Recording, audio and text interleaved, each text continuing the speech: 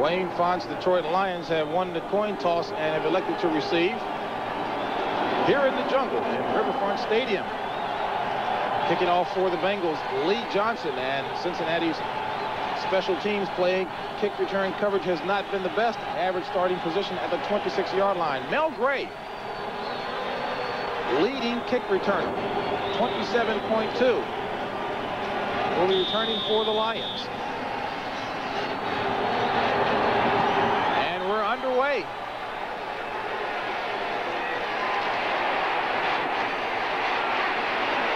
And Bruce Alexander takes it across the 25 to about the 27-yard line.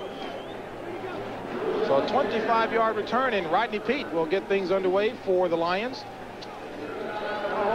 Peete feeling much more comfortable in this run-and-shoot offense, and the offensive line trying to do a better job of protecting Lomas Brown, Endelsek, Kevin Glover, Ken Delafour starting again, and Eric Sanders. Backs and receivers. Keep in mind that Richard Johnson and Keith McDonald both are suffering with injuries. May get out of here a little quicker than expected. Jason Phillips when they have a need for an extra receiver.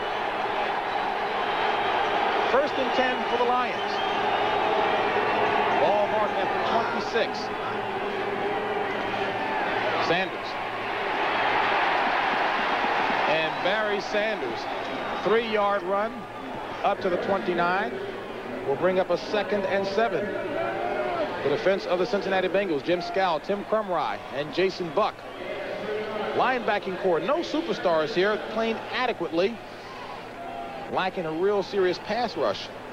And the secondary holding up, Phillips, Thomas, Dixon, David Fulcher, Robert Jackson, and Barney Bussey in for the nickel and dime defensive packages. 2nd and 7 for the Lions. Keith McDonald in motion.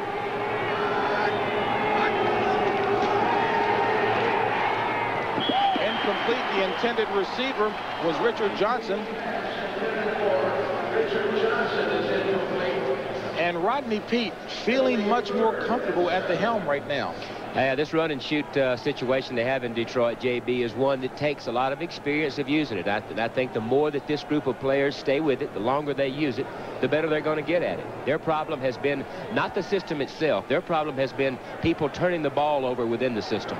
Folks wondering if Wayne Fonts was considering scratching the silver stretch offense. He says by no stretch of the imagination. 6 defensive backs in for the Bengals. 3rd and 7.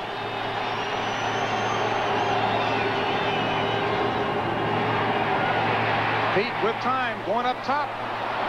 And it's complete to Robert Clark.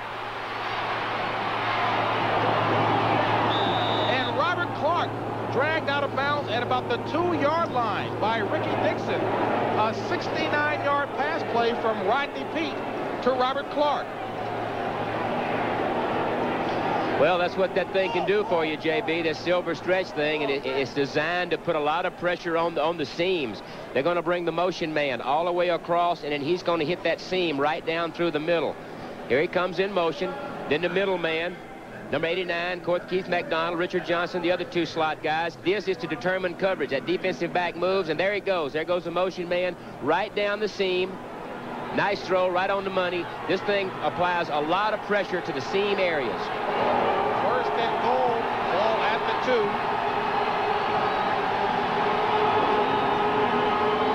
Tony Page in motion.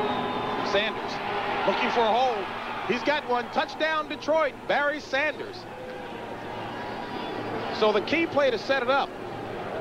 A pass from Rodney Peete to Robert Clark, who did not catch a pass last week, but a big one today. Well, there's one adjustment that the Lions have made. Instead of staying in that silver stretch thing down inside the 5-yard line, they have now gone to a much bigger, stronger people. They brought in some defensive tackles and used them on offense. They put in Tony Page, a heavier guy, more conventional offense inside the 5.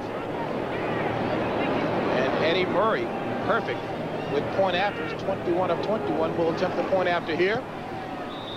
And it's good, so the Lions move out in front. First quarter action here, 7-0. Well, here you see Barry Sanders. You put the ball in his hands right behind Ken Delafour, Harvey Salium. That's what you need for a young team. Jump out front.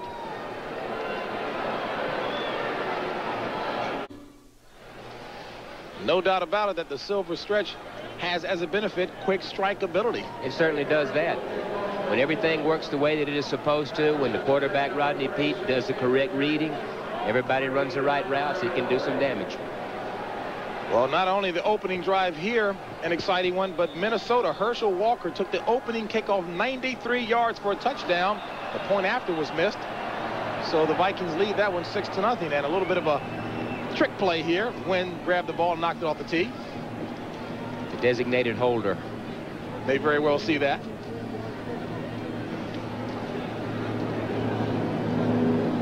Back deep for the Bengals, Ira Hillary and Stanford Jennings.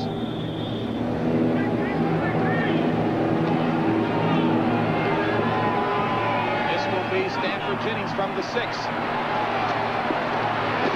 And Jennings across the 25 to about the 27-yard line. A 21-yard return by Stanford Jennings, stopped by John Miller. So Boomer Esiason will come on to lead the Bengals. 1st and 10, ball officially marked at the 27-yard line. Boomer Esiason nagging injuries, but still extremely effective as a QB. Yeah, off to a really good year, but like, as you said, injuries to the ankle, injuries to the lungs.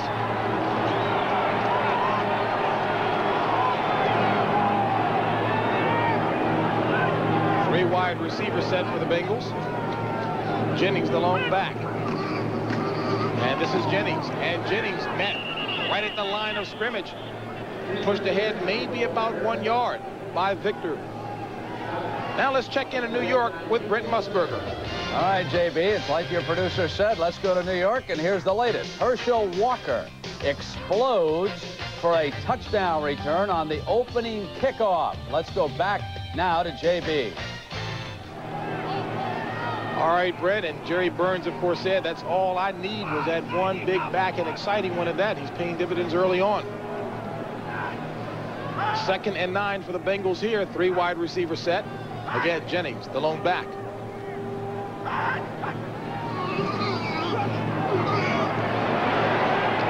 Boomer, complete. And enough for the first down. That one to Rodney Holman. 10-yard pass play from Esiason to Holman. Backs and receivers for Cincinnati. Stanford Jennings starting in place again of the injured one, Eric Ball. Mike Martin and Ira Hillary in when additional receivers are needed. There, JB, you see they jump into the no-huddle situation designed to limit your opponent from bringing in their specialized, their situation substitution people. And Boomer Esiason does an excellent job at reading the defense well. 1st and 10 for the Bengals. Ball at their own 39. Mike Martin in motion. And it's complete to Tim McGee. So Boomer warming up with the short range passing. 8-yard pass play will bring up 2nd and 2. Lions defense, Jerry Ball, one of the best in the business. Keep an eye on him. Flanked by Eric Williams and Kevin Brooks. Linebacking core, probably the strength of the defense. And Nico Noga in place of the injured Victor Jones. 2nd and 3.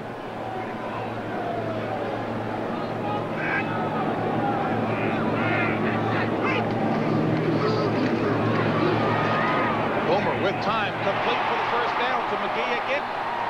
And McGee inside the 40 to about the 39-yard line. 19-yard pass play, and the Bengals are on the march on their opening drive. Well, here you're going to see Tim McGee. There comes the motion. They give you so many things to look at, so much motion. They get so many people involved in the offense. It's really hard to settle into one thing. Tim McGee drives Jerry Holmes, number 43, off the ball. Nice throw by Esiason. James Brooks, the lone back, 1st and 10. Ball at the 33 of Detroit. 10:53, opening quarter. Lions on top 7-0. Jim Riggs in motion. This is Brooks. Brooks stepping through nicely. Inside the 30, a 5-yard gain.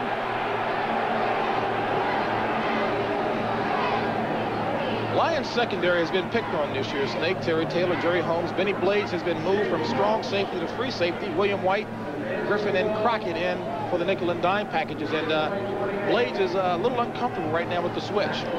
A career move by Wayne Fonts. Moved Benny Blades back into the free safety area, not in on as many tackles, but free to roam around back there for play a little pass defense.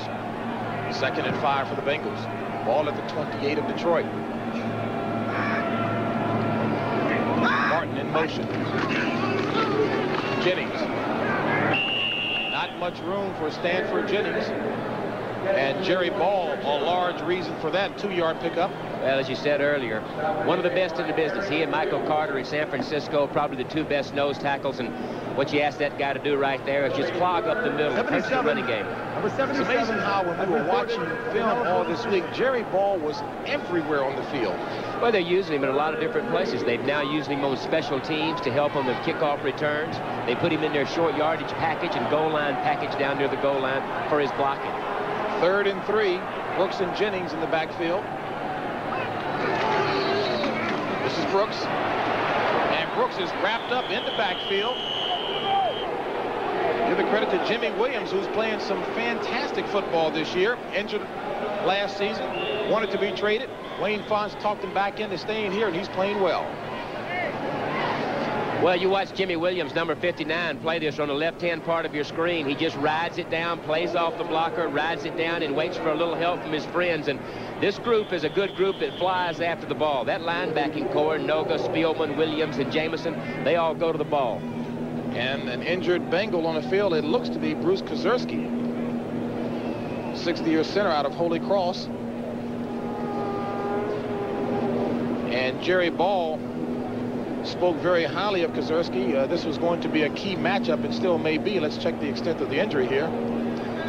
There is no TV timeout on the play. And Snake looks like he's having a little trouble catching his breath. Yeah, Kozerski, 64 right there. Jerry Ball right on his nose. He tries to get through to the other linebacker, bypass his ball, gets through, and he's like he's caught up in a bunch of bodies right there. It's really hard to say.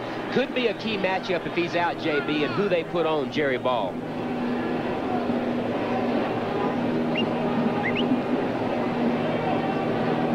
And he limps off the field, and it looks like Ken Moyer, rookie out of Toledo.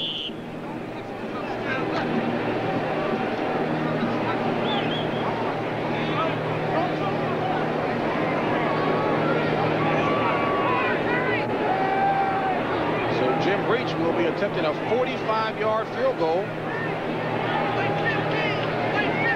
And the center here is Scott Jones, the rookie out of Washington. And a fumble on the snap play there.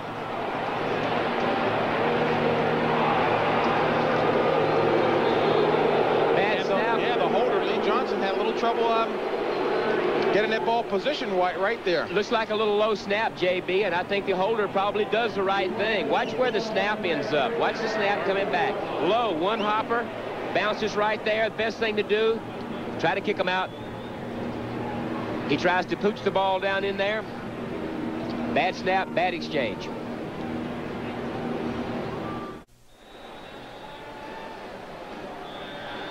So, Snake, not an unusual situation when you lose your starting center, Bruce Kozerski, and you have rookie Scott Jones, number 77, going in there to snap. Sure, you throw him in there cold right off the bench after an injury, and then, like you said, not unusual to see a bad exchange.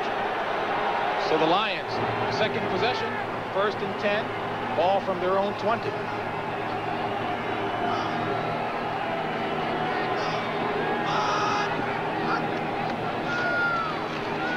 Delayed handoff to Barry Sanders, and Sanders with the 5-yard run up to the 25 will bring up a 2nd and 5 situation. Everybody that we talk to has great respect for that young man right there. Everybody compares him to Earl Campbell, a mini Earl Campbell, not quite as tall as Earl Campbell, not quite as heavy, but tremendous leg strength. And a lot faster. Teammates love him too. Easygoing, quiet guy, very humble. They're ripping him up nicely. Sensitive guys in the NFL, of course. 2nd and 5 for Detroit.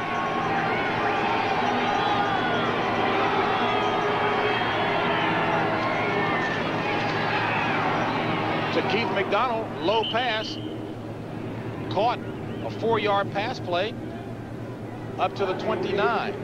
Will bring up a 3rd and 1. Wayne Fonts dedicated to staying with Rodney Peete, says this guy has the mobility, has the intelligence and leadership qualities. And even the veterans along the offensive line, Ken Gallafor said the same thing about Peete. I think they all like the way that he handles himself, the way that he's running the offense. The only thing that Rodney Peete needs that he doesn't have, of course, is experience. I think he'll get better as he plays. 3rd and 1. 4 wide receiver set.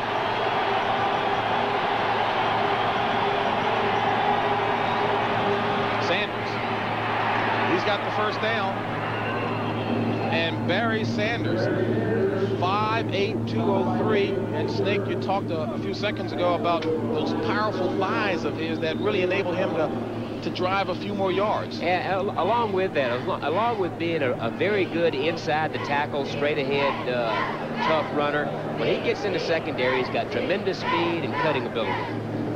Take a look at his numbers as compared to other rookies around the league. And keep in mind, that yardage total, 757, Sanders missed 2 games and some change.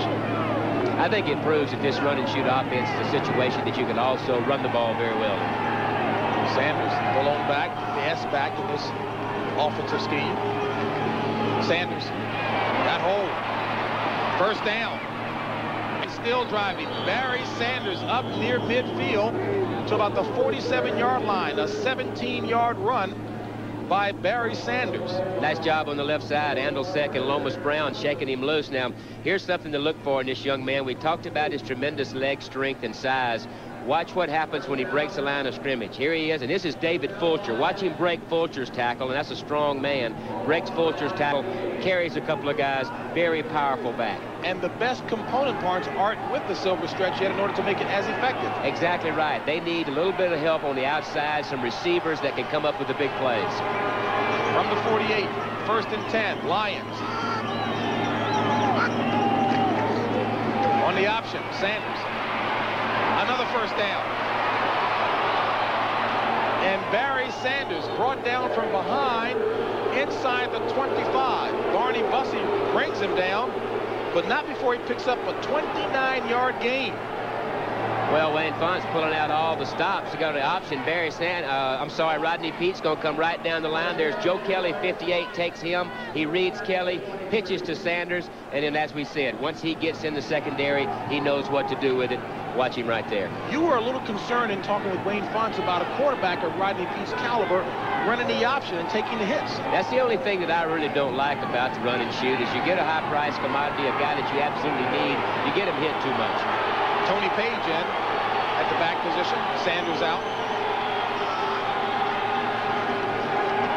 Handoff goes to Johnson, and Johnson wrapped up behind the line of scrimmage. And a loss of 5 on the play. One of the ways that they try to vary their running attack, take a little bit of the pressure off of Barry Sanders, is they'll bring those receivers, the inside guys, Richard Johnson, they'll bring Keith McDonald, bring those guys in motion and try to pop them through there with a running play. Wayne Fonts, defensive-minded as Sam White that time. Certainly giving credit to Leo Barker, who wrapped him up behind the line of scrimmage. A 2nd and 15. Tony Page, still the lone back. And Page recovers the drop ball. Peete was trying to option that time, and Page didn't seem to have his attention there. Well, if you look at that situation right there, they brought up an awful lot of people. They got people all over. One guy in the back, you see Fulcher, the safety back there, but they're up there. They've got 7, 8 men on the line of scrimmage. They've got somebody for the quarterback. You see him right there. And they've got people for the pitch man. Have a situation where you get that man-to-man coverage, we got to throw the ball. And another Bengal is down, and the injuries that have been plaguing the Bengals continue. Sam White was watching yet another of his players fall slightly to injury that time. That was Jim Scow. We'll get a report on him in just a moment. And Sam White mentioned how important this game was in the remaining 6 games. I mean, this is their season. 28th the Bengals are against the rush, and they haven't been able to stop Detroit so far. They really haven't. Their run defense has been terrible this year, JB. Their secondary has played very well. 52 yards total on the ground for the Lions in 2 possessions. 3rd and 16 here. Flags are thrown everywhere. And today the referee is Dale Hammer.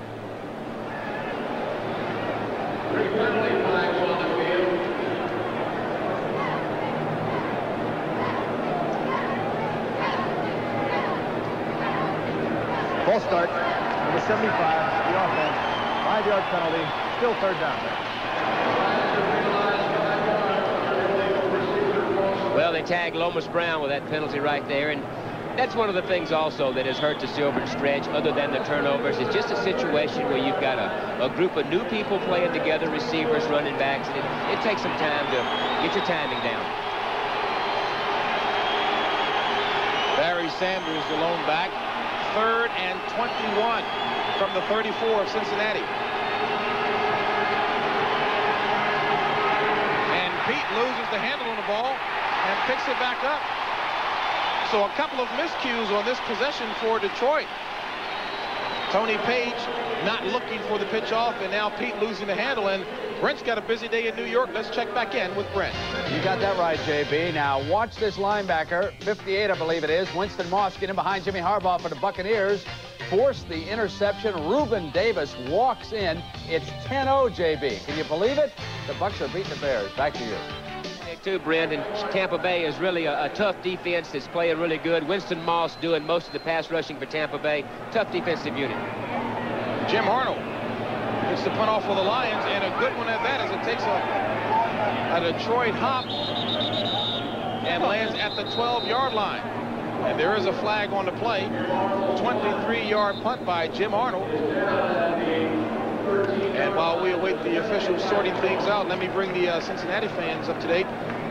Jim Scow left the game with a dislocated shoulder, and Bruce Kuzerski, the starting center, had a knee in his back, but it looks like he may be able to come back.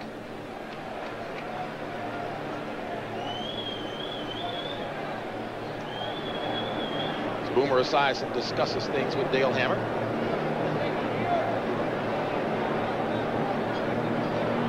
And Snake just mentioned about that Tampa Bay-Chicago contest. Boy, that ought to be a real war.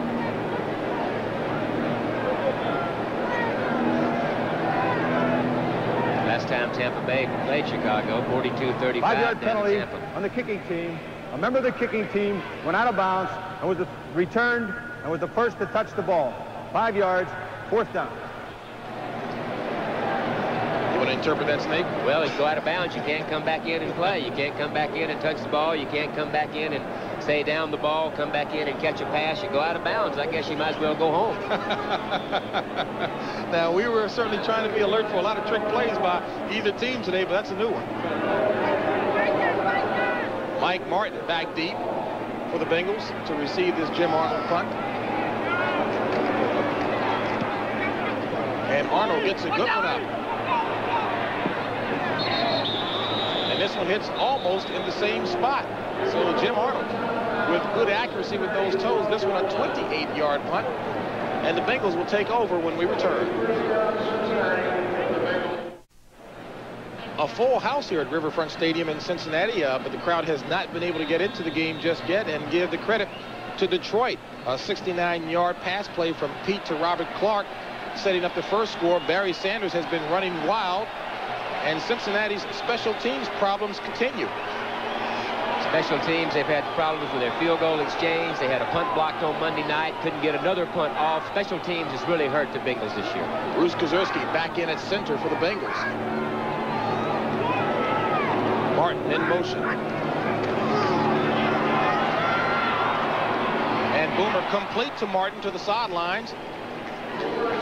Up near the 18-yard line, a 6-yard play, pass play. You see bring Boomer, up a 2nd and 4. Sorry, James. You see Boomer holding up a fist, holding up some fingers. All that does is help get in the personnel that he wants for the particular package that they're trying to do out there. Mike Martin and Eddie Brown come out. James Brooks in at back. There you see everybody standing around him in close quarters until he calls the play out. He's calling the play out, then everybody will move to their positions. Brooks and Jennings are the backs. 2nd and 4.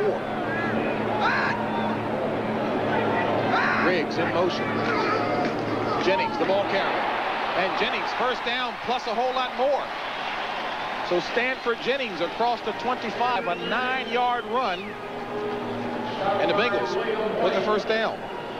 Well, you get in behind Max Montoya and Joe Walter, Stanford Jennings, and what you have to have is they've got to have some running game and take a little bit of the pressure off of James Brooks. James Brooks having a great year, takes the pressure off the passing game, and Stanford Jennings has stepped in and done a good job. And Benny Blades is a down Detroit player holding that right arm of his, and we talked at the top of the show about Benny Blades being switched from strong safety to free safety.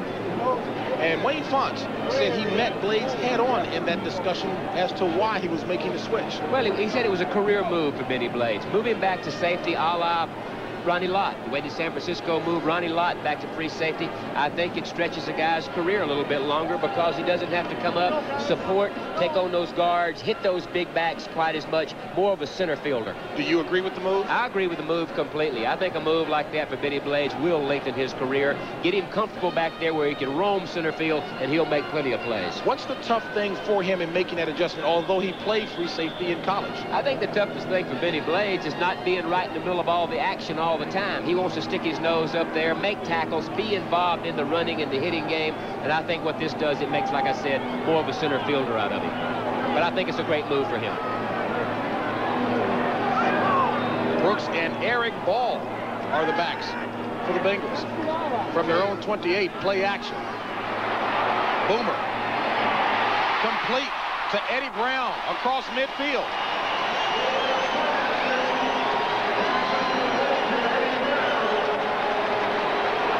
A 25-yard pass play. Well, here's those areas right in there when you play zone, and that's what they're playing. They're playing zone. They let those deep backs drop out of there, and that's right in between. You see the deep backs and the linebackers right in that hook zone. Nice route, nice throw by the Boomer. So Benny Blades goes out with a bruised shoulder. Boomer takes advantage, goes right back in that center field area. Check. 2 out, 2. 122, 2 out, 2. Boomer, audibly. 1:37 and counting remaining in the first quarter. Bengals trailing by 7. Play action. And complete, and taking a hard hit at that was Rodney Holman. But good for the first down. William White applying the hit.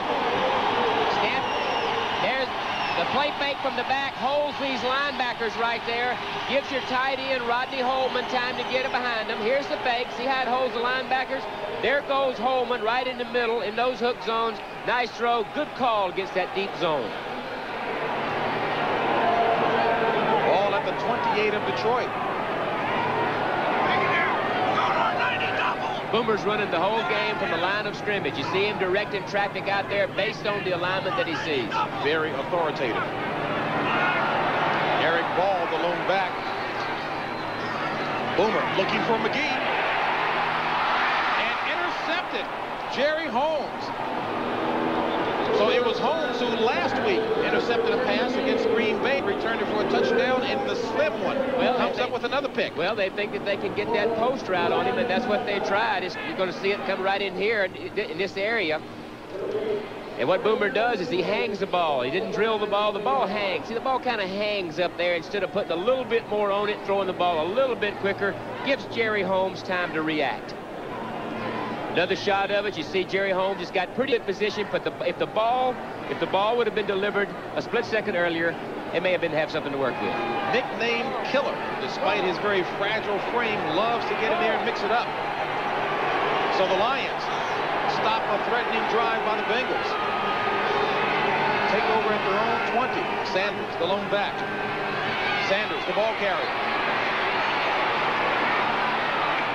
And Barry Sanders continuing to rack up big numbers across the 40. A 22-yard run by Barry Sanders. They're doing it with an option too, JB. They just take the ball. Watch Rodney Peete.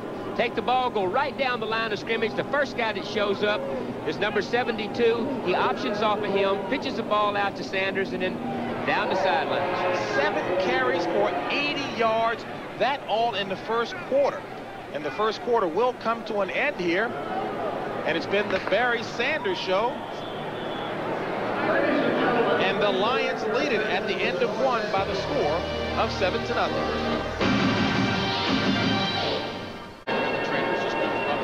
Well, it's been the Barry Sanders show in the first quarter. Let's also give a little credit to Robert Clark, who was on the receiving end of that 69-yard pass. But it's really hard to believe that front says, hey, this guy, Barry Sanders, hasn't exploded yet. The thing that would help Barry Sanders and this offense an awful lot is some dangerous outside big play receivers would open the middle up for him. Everybody plays them tight with their front seven to stop Sanders. As if he's not doing enough damage already. Keith McDonald in motion. Inside handoff to Richard Johnson, and Johnson loses the ball. And does Cincinnati recover? They do.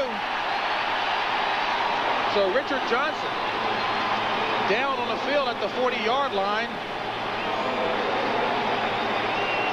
Turns the ball over, and Cincinnati has a chance. Well, it's a variation of their running game. They get everybody going following Sanders. They try to bring the ball back underneath to Richard Johnson. Jason Buck runs it down the backside, strips, causes a fumble, and there's Joe Kelly, I'm sorry, number 58. They need to get Barry Sanders involved in the game and get these wide receivers running and catching passes as opposed to trying to run the reverses back underneath. I think they're better off staying with a plain running attack. I mentioned earlier that Richard Johnson was playing today with a foot problem. Don't know whether or not that's causing any problems for him. But on that particular play, he got hit hard, and they seem to be checking his chest area out. And the Bengals with another opportunity. The penetration by the defensive line is what really hurts those kind of plays, because you've got some underneath ball handling back there close to the line of scrimmage, and any kind of penetration by the defensive line is going to destroy that play. And Wayne Fontes, a little unusual in that he always comes out on the field whenever one of his players are down. Kind of an extension of that very caring kind of coach. Well, he's a guy that really takes an awful lot of pride in his people. He's established a situation in Detroit by giving each one of the offensive and defensive coaches their own office. He shares in everything that comes to him, whatever that might be, he shares with his people.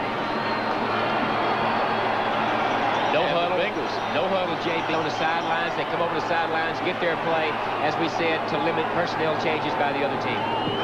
Trying not to give the defense enough time to figure out what it is they're going to do. Play action. To Tim McGee, complete down near the 20-yard line. So Boomer Esiason threading that one nicely. A 25-yard pass play from Esiason. Same as the other play where they had the ball fake in the middle of the line of scrimmage. There's a ball fake. There's a tight end going across. And now look at that big hook area, that big hole right in the middle of the defense. They're really working on that with the tight end and the outside receivers. And the report from the field, Richard Johnson had the wind knocked out of him. I'm sure making that hit even harder for Richard Johnson was the fact that he lost the ball. Defensively, what do you do to try to stop that sort of thing? Make your linebackers aware that they are working on that deep hook zone area. Make them take deeper drops. Make him throw the ball underneath. And the play was being reviewed quickly upstairs to make certain that it was not picked up off of the carpet. Well, it looks like a pretty clean catch right there. I think he has control. One of your quicker reviews. First and 10 from the 20 of the Lions. Stanford Jennings, the lone back for the Bengals. Martin in motion. And Boomer was throwing in the direction of Tim McGee, but it looked like McGee and Holman got confused and trapped in there. No doubt about it. Bad distribution by the receivers. Two guys in the same area, Holman and McGee. Somebody missed a route. See Boomer running everything from the line of scrimmage. Everybody's gathered around him. Once he makes that call, then everybody will break to the position that they need to be in. Sam White gives him a lot of flexibility to run the game from the line of scrimmage. Mike Martin and Eddie Brown to the top of your screen. Second and 10. And Boomer runs the option to Stanford Jennings, and he goes nowhere. And again, that man, Jimmy Williams, 8th-year player out of Nebraska, right on top of it. Well, Jimmy Williams just does a great job of playing this one the way that he did before. You see number 59 right there on your screen. I don't know about the call. In my mind, you're throwing the ball as good as Boomer. You keep throwing it down the field and not run options. And Boomer goes up top looking for Tim McGee. A track meet was taking place. There is a flag on the field. There was a track meet taking place between the offense and the defense. Again, Cincinnati going with that quick huddle. And Detroit still had 3 players trying to get off the field when Boomer had the ball snapped. Well, it works. Work there. What they do is they line up and they have their play pre-called. They know what the play is going to be by just making a certain signal, whether it's a hand signal or a voice signal. Too many men on the field on defense. 5-yard penalty. Repeat third down. Then they just line up. They run to the ball and run the play no matter where the defense is at. A lot of times they'll make a big play out of it. Sometimes they'll catch him with too many or not enough men on the field. Brings up a 3rd and 7. The Lions said they tried to practice for that this week, but it got confusing to them. They said even in practice, they were running people everywhere, snapping the ball quick, and they were confused at their practice. Ball at the 17 of Detroit.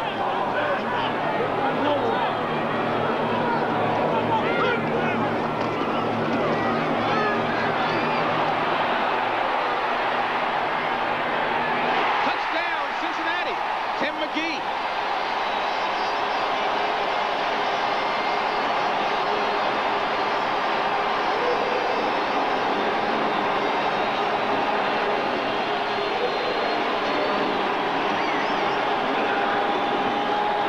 Esiason with all day to look finds Tim McGee in the right corner.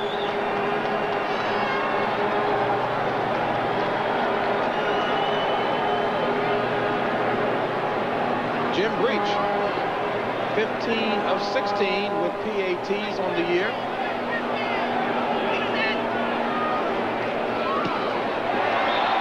And Breach makes it 16 of 17. And the Bengals tie it up. But you can't give him that much time to get outside, and Boomer just buys the time, gets outside, and watch the strike that he throws. There he goes across your face, right there back in the corner of the end zone. Here he comes. Watch where Boomer puts the ball. Good shot for the touchdown. Will host the Philadelphia Eagles in a traditional Thanksgiving Day football feast. And take a look. The Cowboys may be struggling this year, but they've done well on Thanksgiving Day throughout the years. And a booming punt. Mel Gray will not attempt a return on this one, so the Lions will open up 1st and 10, ball at their own 20. Second quarter action here as Rodney Peete will try to get things going. Tie ball game. Yeah, both teams playing pretty well. You know, the turnover that time gives Cincinnati the ability to get down in and score. Detroit not taking advantage of their situation last time of getting down in and came away with no points. And on the other side of the ball, Cincinnati blows a scoring opportunity with a botched field goal attempt, and then Esiason turns the ball over with an interception. Neither team playing very consistent on offense. As we were taking a look at the scoring drive, 4 plays, 45 yards, 124. Boomer can't give him that much time. He'll find somebody open. Sanders, the ball carrier. 4-yard run up to the 24. Will bring up a 2nd and 6. Joe Kelly on the stop.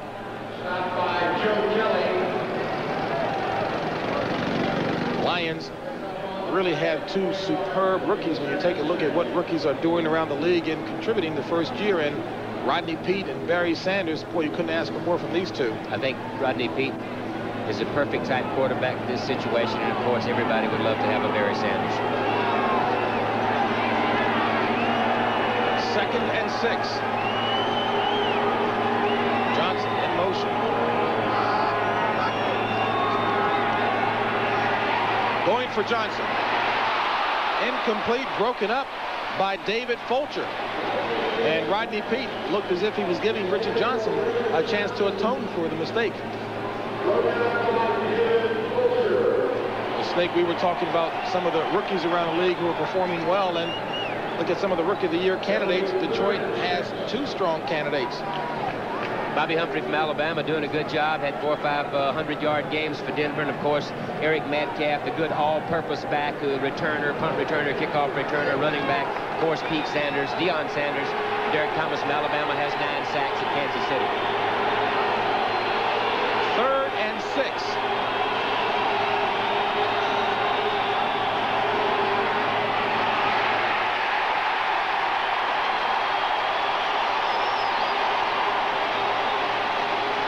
A loss on the play of 1. Good defense by the Bengals. Well, the Bengals defense seems to have settled down. They're getting the penetration that they need. Bussey comes in on a dog. You see Barney Bussey, number 27, getting penetration right on top of Sanders. They seem to be settling down, getting some type of read on what they're trying to do with Sanders. So Jim Arnold will try to boot this one away. Mike Martin back to receive.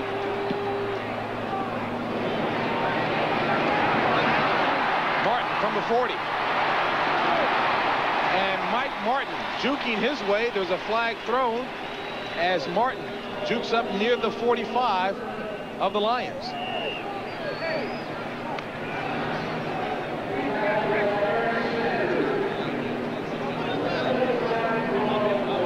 "39-yard punt, 16-yard return." Holding, number 58 on the return, 10-yard penalty, first down. That's Joe Kelly. Well, it's a game of field position, James, and that time right there, they don't get the ball out. They don't get any first downs. They kick the ball, and they give Cincinnati a chance to come out at midfield, and you give Boomer Esiason midfield field position. You're asking for trouble. No mistaking what Barry Sanders has done for the Lions. Impressive numbers coming in the first quarter and a half. Cincinnati special teams problems continue, but Boomer Esiason very authoritatively getting his team back into the action. And Snake, the Bengals the last few series seem to be playing with a lot more emotion. Well, they have to. Their backs are against the wall. It's the first game of, as we said, it's the top of a 6-game season. So if there's any reason to play, they've got it. Well, Sam White, certainly probably the most innovative coach right now. A number of people are saying that, looking for an opportunity to get his team fired up. First and 10 for Cincinnati.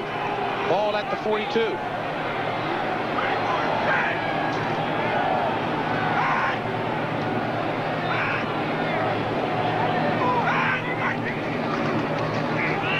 Brooks. Flag on the play as Brooks running hard, pumping the legs, gets across the first down marker. We'll have to await the call by the officials.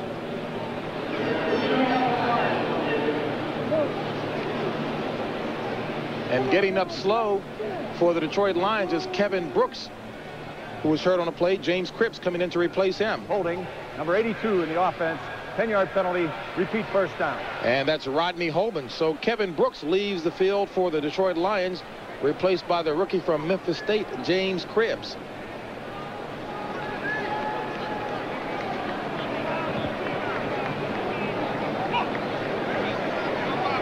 A thinking man's coach, Sam White, who has indicated that he learns something every time out. That's saying an awful lot. And very innovative, as everyone knows. I think it's a fun offense to watch play. Gets everybody involved, and of course Boomer runs it very well. On first and 20 to Brooks. Loses the handle. This telecast is presented by authority of the National Football League and is intended for the private use of our audience. Any rebroadcast or other use of this telecast without the express written consent of the Cincinnati Bengals and the National Football League is prohibited. Again, the no huddle situation. There they are gathering around Boomer Esiason at the 31, 32-yard line. Directing traffic, running the game from up at the line. Boomer seems to have an awful lot of individual responsibility in this scheme.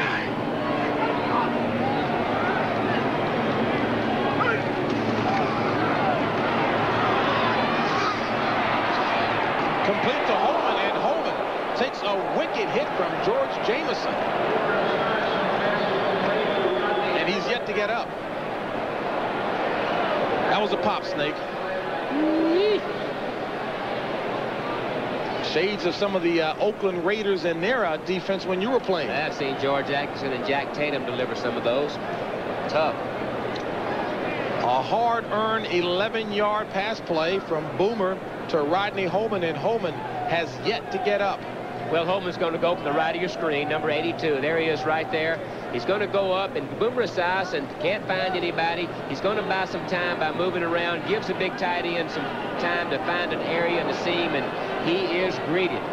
And Holman is not a little fella, 6'3", 238 pounds, the 8th-year player from Tulane, and let's really hope that things are okay because he's got those eyelids shut, but he's in some pain. And there's Jameson. Part of that very good linebacking core. Take Jimmy Williams and Spielman and Nico Noga playing for Victor Jones and George Jameson. That's the strength of Detroit's defense. And although he certainly paid the price on that one, Holman has really made life easier for his receivers on the outside by opening up the action across the middle. Well, we talked to Eddie Brown and Tim McGee yesterday, and they said that really has helped their game is when Rodney Holman gets involved catching passes. He's the leading receiver on the Cincinnati Bengals team with 30-some-odd catches, and it really helps the outside people.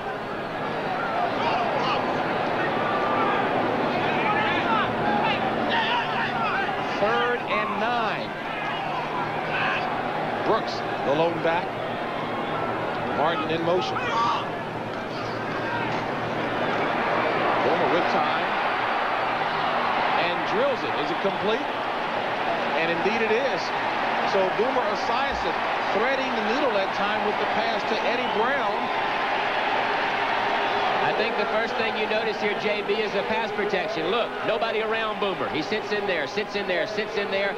Lots of time to pick out whoever he wants. They've got to get more pressure on Esiason. They got the first down by about a half a yard. It's kind of interesting as we saw James Brooks come into the play. Actually thought maybe the ball was for him. I'm not really sure who that was to. But as a quarterback, you say, yeah, sure, I was throwing it to the other guy that caught it. That's right. 10-10 remaining in the second quarter. Tie ball game, 7 apiece. Hand off to Jennings. And Jennings driving his way up the 38. Make that the 42. 5-yard run. Hard run at that by Stanford Jennings. Stanford Jennings getting an opportunity to play. Here's the no-huddle situation again, as we've been talking about. Everything is run. They bunch up right there, really huddle a couple of yards behind the ball. We talked to Sam Weiss, and he says, well, who says you have to go 7, 8, 9 yards behind the line of scrimmage to get plays worked? What about the defense? Can't they hear him that close? You know, it's mostly done with a series of numbers that would really be hard to understand for another team. And complete to Riggs. And Riggs, about a yard shy of the first down marker. Called it a 3-yard pass play. Will bring up a 3rd and 2. Jim Riggs, 3rd-year player out of Clemson. Big fellow, 6'5", 245. Yeah, I guess it wouldn't make too much difference in the defense if they can't figure out that mumble jumble anyway. If they don't know the terminology, they don't know how the series of numbers works, and most offenses are based on a series of numbers, and if they don't know the terminology, they can't understand what's going on.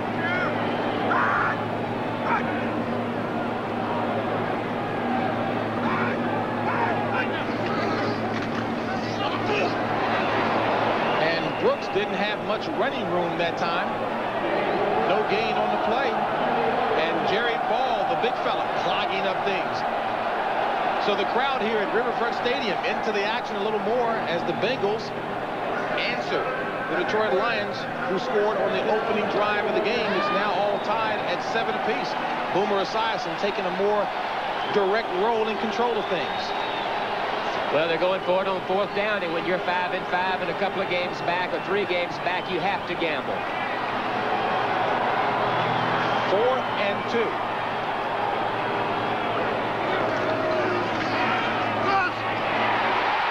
First down, Holman.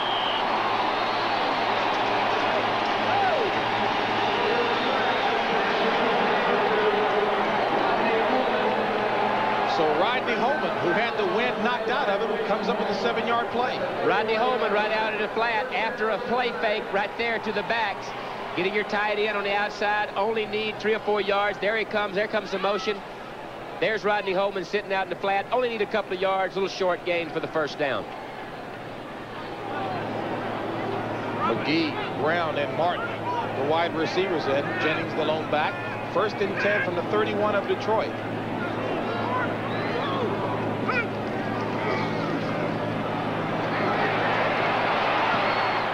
Across the middle, complete to Stanford Jennings. And Jennings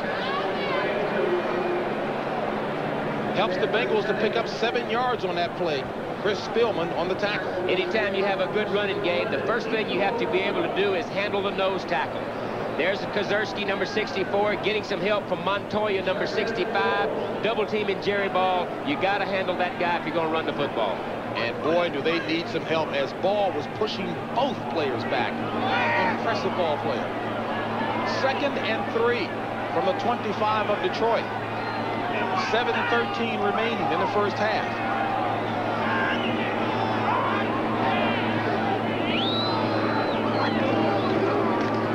Jennings, first down. +3. 5-yard bull run by Jennings, stopped by Chris Spielman. And Jennings has made the most of his opportunity in playing. Well, that big offensive line, when they are all healthy, as good an offensive line as you'll find in the NFL. They've been beat up this year with injuries, but when they're all together, they can take charge.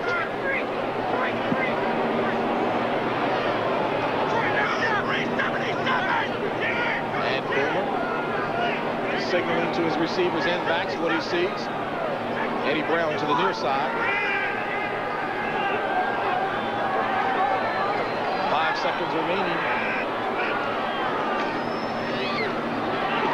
Complete to McGee down to the 2-yard line. So whatever Boomer saw, he read it well. You bet. And you heard him, Adelman, right up there. He sees how far that defensive back is playing off. He looks out there, sees how far he's playing off. He gets the audible he wants. There's the strike on a slant route out there. Good call, good vision by Boomer Esiason.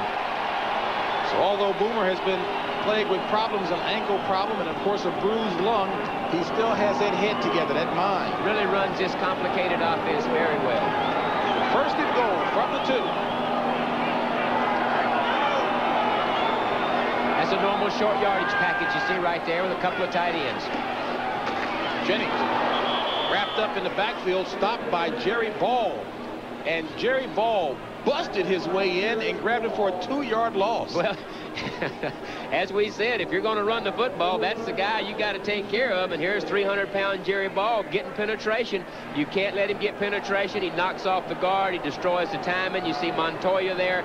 It's you got to keep him on the line of scrimmage. If the Lions were a winning organization, Jerry Ball would be one of the, if not the most talked about nose tackle around. 2nd and goal, Ball on the 4.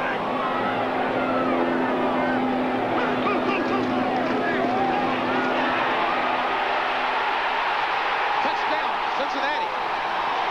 Craig Taylor.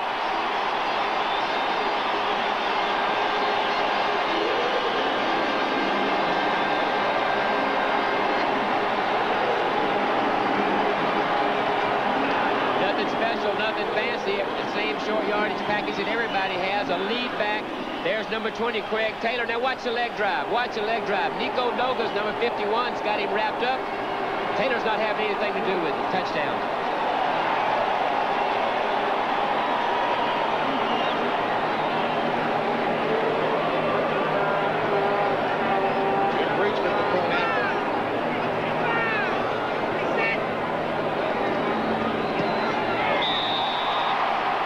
Bengals move out in front by a touchdown. So the Bengals bring in a rookie, Craig Taylor, out of West Virginia. And he takes it across for the go-ahead touchdown.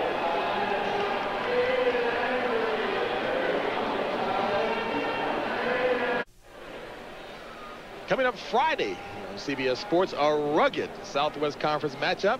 Arkansas against Texas A&M. That Southwest Conference is rugged. That game right there for the inside track for a berth to the Cotton Bowl. Knockdown, drag-out affair right there. It'll be coming your way at 2:30 Eastern Time next Friday. I'll get a chance to work alongside with Tim Brandt and Dan Jiggetson. Of course, Greg Gumbel in the studio in New York, along with Mike Francesa.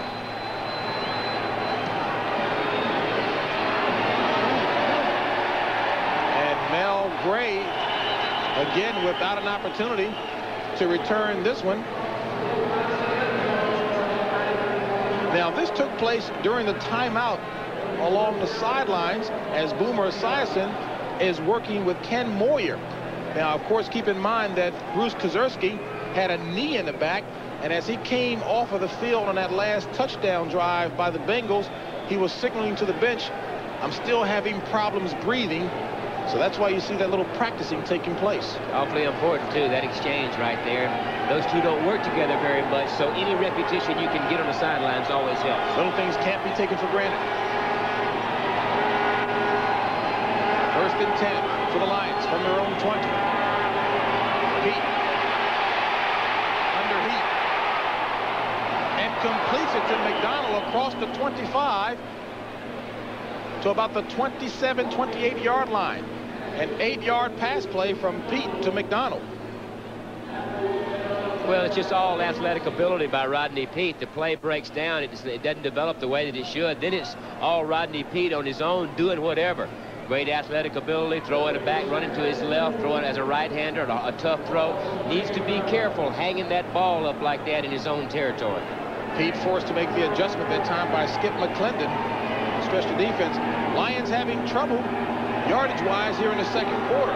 Typically, those problems have come in the third. Second and 2 to Walter Stanley. And Stanley loses the ball. Picked up by the Bengals. Joe Kelly. And Joe Kelly dives down inside the 1.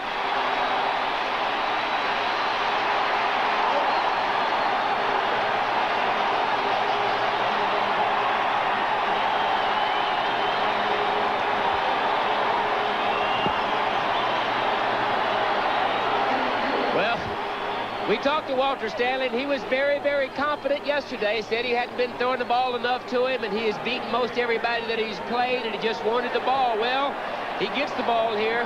First rule is you need to hang on to it. They shake it loose, and then Kelly gets them in good situation. That man, Skip McClendon, again created the fumble. Joe Kelly with his second fumble recovery. Rodney Peete saving a touchdown. And that defense is fired up now. The crowd's involved in the game. Ball at the 1. First and goal. Boomer to Taylor. Touchdown, Cincinnati.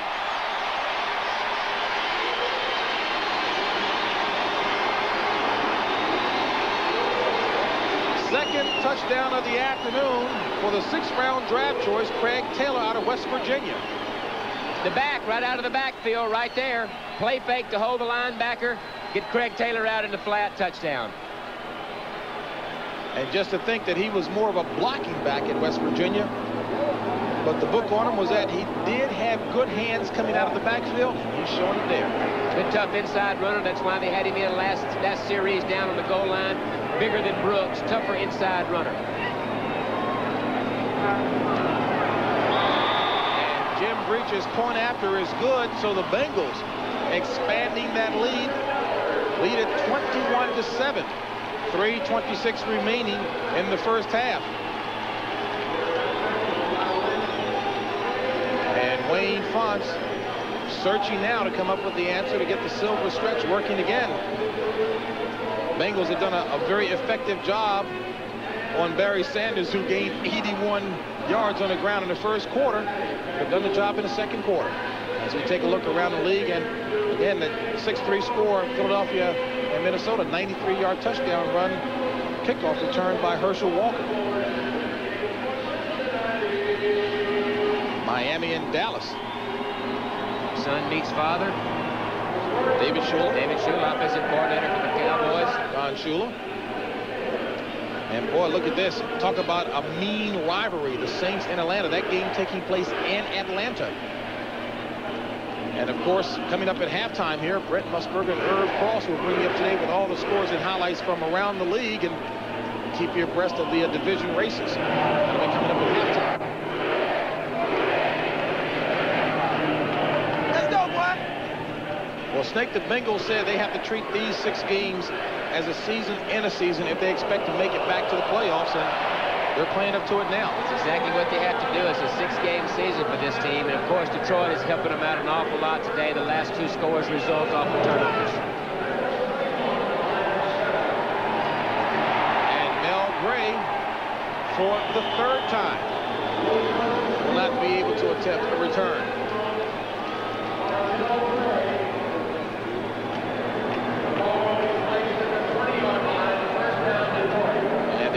Today, folks, will be busy this week. Not only today, but coming up Thanksgiving Day on Thursday. It all gets started at 3:30 Eastern time. And then you'll see the Philadelphia Eagles and the Dallas Cowboys.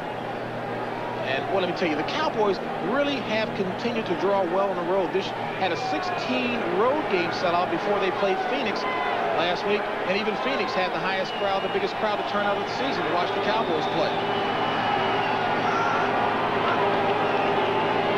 Sanders on first down. Hit hard by Leo Barker. You know, you get the impression that the Cincinnati Bengals, after seeing Detroit run the ball the first 2 series of downs, they have made some type of adjustment to try to contain Barry Sanders. That adjustment might be an alignment of a defensive end, an alignment of a linebacker, something that will help shut down Barry Sanders inside. Everybody plays Detroit to stop Barry Sanders and make them throw the ball. 5 hard-earned yards by Barry Sanders brings up 2nd and 5. Richard Johnson in motion. Rodney Peete audibly. Option to Sanders. And Sanders loses the ball, but it goes out of bounds. And give Leo Barker the credit for slowing Sanders up and awaiting the pursuit of his teammates. Well, this play worked really well early in the game. They shook Barry Sanders loose for a couple of long gainers. But as I said, they have made some adjustments now. They've got every man accounted for. They've got the quarterback accounted for. There you see number 53, the linebacker putting the pressure on Sanders. Those adjustments have taken that option away. As good as illustration as necessary to point out why the Lions need some effective wide receivers. Exactly. Take some pressure off of the inside running game by throwing the ball outside to some big play receivers. 3rd and 12.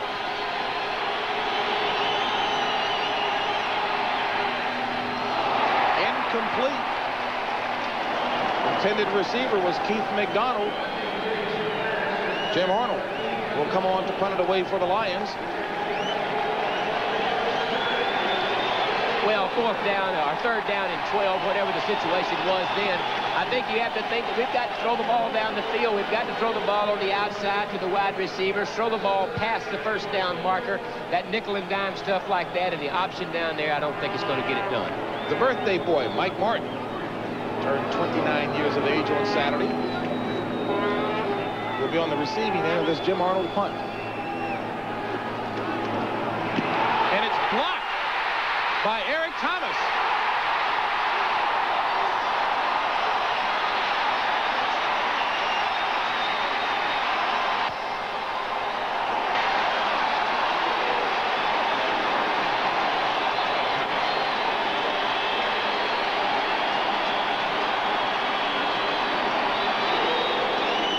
Barney Bussey credited with the touchdown for the Bengals. Well, Eric Thomas is going to get the block. There he is, number 22 on the left side of your screen, cleared the line right there, gets his left hand up, blocks it, the ball takes a perfect bounce, and there's Barney Bussey, number 27, who gets credit for the touchdown. Turnabout fair play for the Cincinnati Bengals. They've had trouble with their special teams all year. They had it Monday night with block punts against Houston. They weren't able to get off a punt. What do? They turn things around, and let's make some plays for ourselves on special teams. Morale booster for the Bengals.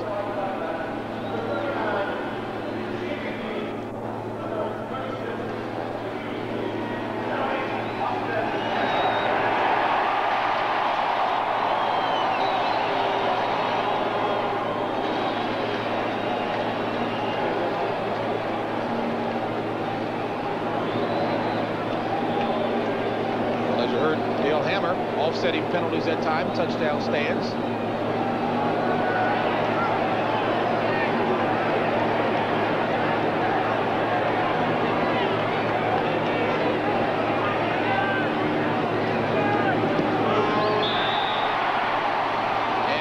His foot has been a busy one here in the first half as he helps to boot the Bengals in front by 21 points. One of the bright spots for the Detroit Lions is their punter, but you got to give him some room to do what he does best. Holds all in that left side. There's the result.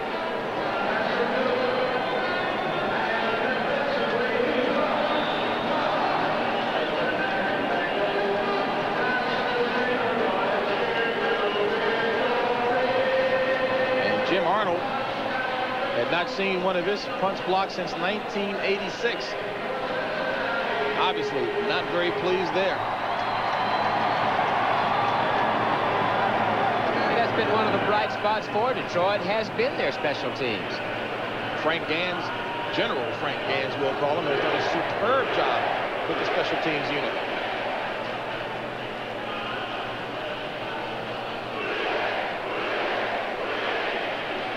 And as you see, coming up at halftime on the NFL today, the Denver Broncos defense. Boy, what a great job they're doing there. Brendan Erb will have the scores and highlights and the story there. And you know the guy who's helping that Denver defense to great heights. Well, Wade Phillips, Bum's son, gone in and changed philosophies, a more attacking, a bigger, stronger group, more of attacking type of defense, and it's really worked well. Onside kick. And it rolled the 10 yards, but William White, or make that James Griffin, did a good job of covering and getting the ball. Well, I guess you can do those sort of things when you score 28 unanswered points in a quarter. I guess you can throw that in somebody's face. And I'm sure Sam White's is looking for any edge right now to get his guys fired up, and there is a flag on the play. Offside. The end man on the kicking team. Penalty kick line. Push back.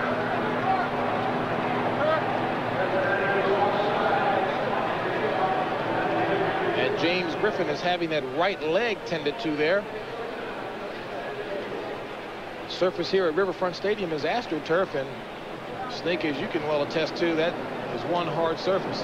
Well, I know players really don't like to play on it. The traction is probably too good.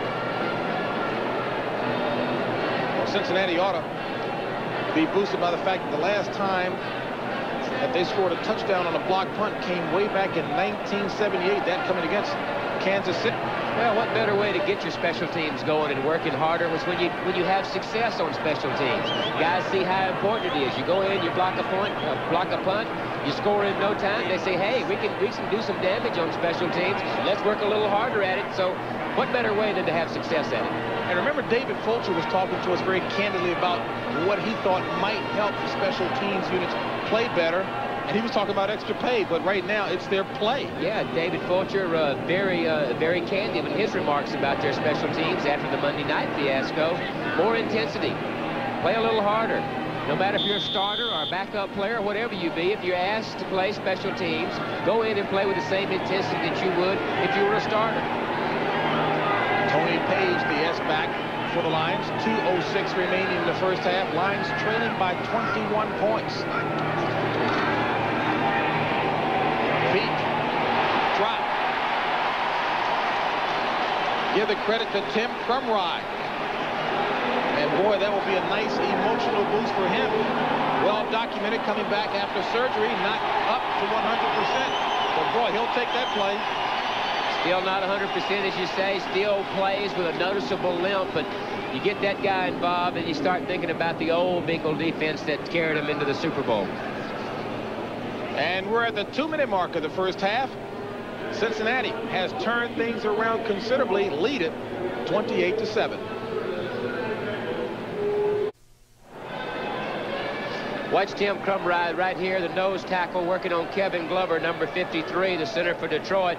Beats him to his right. See, he throws him off, beats him right there. Now watch him dive. He dives real low, gets Rodney Peete right about at the knee. Hopefully he's okay. 2nd and 15.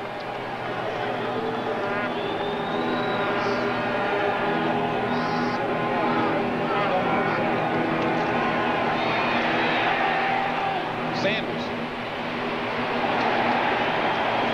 stopped in his tracks at midfield, a 5-yard gain. Leo Barker continuing to play well, and boy, let me tell you, Barker's been in on a number of plays, playing emotionally. Trying to shake Barry Sanders loose any way they can. They've made some adjustments to stop him on the inside running game, so they're trying to screen to him on the outside. And Rodney Peete having some difficulty getting up that left leg. Well, we showed a minute ago. Sorry, JB. We showed a minute ago when the nose tackle beat their center, hit Rodney Peete on the knee. So it looks like we've got a new quarterback now.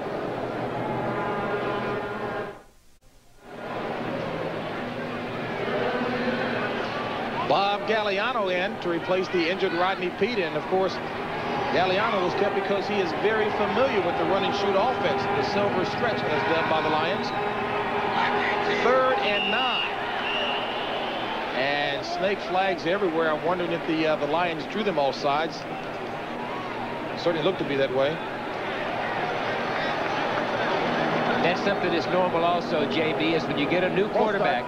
Number 75 of the offense, 5-yard penalty, still 3rd down. You get a new quarterback in, you're dealing with a different sound, a different cadence, different voice inflection, and it's something new to all the offensive linemen, so a lot of times you will have someone jump. And Lomas Brown was the man who jumped that time. 3rd and 14 as Rodney Peete leaves the field for the Lions.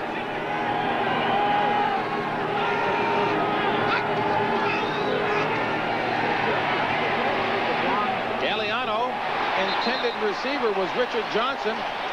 Defense very well. And there's Rodney Peete, as you can see, limping noticeably on that left leg of his. Eric Thomas was the DB, the right cornerback, who defended that play very well, and Lomas Brown. So the injuries continue to plague the Lions. Lomas Brown, the big left tackle, having that knee examined. And Wayne Fonts, unfortunately, getting used to this walk here.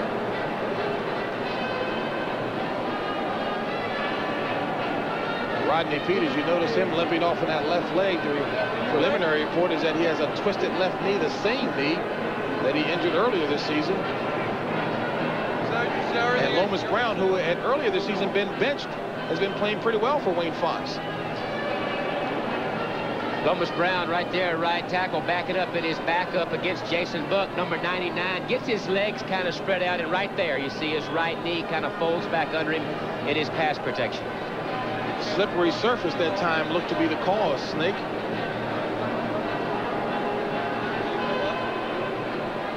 Tampa Bay still leading Chicago, and boy, was Chicago doing an awful lot of wolfing. They were very upset about the turn of events down in Tampa the last time. Last time they played, Tampa Bay beat Chicago down in Tampa 42-35, and the entire offensive team for the Tampa Bay was voted player of the week, upset the Bears a little bit, and they got an ambush set for them in Chicago. Bears said no way will that occur in Chicago, but right now Tampa having its way. Jim Arnold on the punt with 1:36 remaining in the first half. Pushing Mike Martin back, and Martin decides to let it hit. 4-6 hang time on that punt by Arnold. 55-yard punt. And don't forget, invite us into your homes on Thanksgiving Day. This Thursday, we've got a good lineup for you. It all gets underway with the NFL today at 3:30 Eastern Time. Then the Philadelphia Eagles, Randall Cunningham, and obviously an excellent defense, Reggie White and company, taking on the Dallas Cowboys. And Troy Aikman, we saw him just last week. He's looking sharp. Saw him last week, and he is playing well. They're starting to get comfortable in that offense. Troy Aikman, strong arm, and he can do some damage when he gets a little more comfortable with their situation. I understand why so much noise is being made about it. He can play. Complete to Eddie Brown from Boomer Esiason across the 25 to about the 27-yard line. A 9-yard pass play. Here they come with their no-huddle thing. There's Boomer directing traffic. And Sam White has no qualms about running that scoreboard up. Says the team needs it. Complete to Ira Hillary for the first down. Well, you know, they do need it. They need the wins, of course. They're down in their division. But if they ever get back to a situation where you get down to tiebreakers, one of the tiebreakers is amount of points scored. And Cincinnati calls a timeout. Well, the most number of points scored this season by Cincinnati came against Tampa, 56-23, and the Bengals player said, we saw what we're capable of doing in that game. 56 points against a tough defense at Tampa Bay. It just shows what they can do. Boomer getting a little sideline instruction. Cincinnati has 2 timeouts remaining. Full house here at Riverfront Stadium in Cincinnati. Detroit has really helped Cincinnati today with turnovers. Their last 2 scores resulted in 2 turnovers inside their own territory for touchdowns, and then they get a punt blocked on special teams, and Detroit has really helped Cincinnati a lot today. Well, heretofore, Wayne Fonts had dreaded going in at halftime because his team was performing so poorly in the 3rd quarter, and right now it's been the 2nd quarter that's hurt them so badly. 1st and 10 from the 36. Complete to Eddie Brown, 1st down, and Eddie Brown takes it across midfield to about the 46-yard line. Stopped by Ray Crockett. They're just letting Boomer Esiason sit back there all day. Looks downfield, looks downfield, looks downfield, and just takes his time back there and picks out who he wants. They've got to get some pressure. 17-yard gain on the play. Esiason complete to the sidelines to Mike Martin. There is a flag on a play back at the 45-yard line, and this will go against Cincinnati. Holding number 73 of the offense. 10-yard penalty. Repeat 1st down. Ken Moyer, the rookie out of Toledo. Boomer, impressive stats. My goodness. 1st half. Got those great weapons around him. Eddie Brown, Tim McGee, James Brooks, a good tight end, is leading their team in receiving Rodney Holman. And when you give him the time that they're giving him today, then, you know, obviously they can roll up points when they score 56 against Tampa Bay. Boy, I remember him well at the University of Maryland, having lived in the Washington area all my life, and Boomer was a very confident quarterback back at Maryland, upset that he wasn't taken higher in the draft, and he's proven some people wrong with his professional career. Complete. So Boomer Esiason, using his scrambling ability, complete to Tim McGee.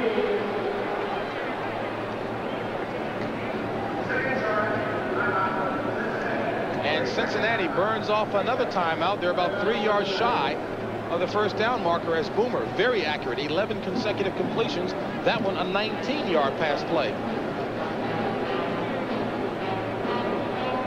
Sam White has learned from some of the best, of course, most recently Bill Walsh, and he's going to need all of that creativity, Snake, because they've got a very difficult schedule ahead of them. Well, you see the combined records of those teams, 31-19. Buffalo playing probably as well right now as they have all year, as is Cleveland. Seattle struggling. Houston, of course, beat them on Monday night, and everybody knows about Minnesota. Sam White's the man always looking for an edge, and I know our producer, George Veras, was very impressed with the very sparse office that Sam White has. Only thing that really was prominent was a big VCR, so he can continue to come up with and create plays. Strictly business. 2nd and 1.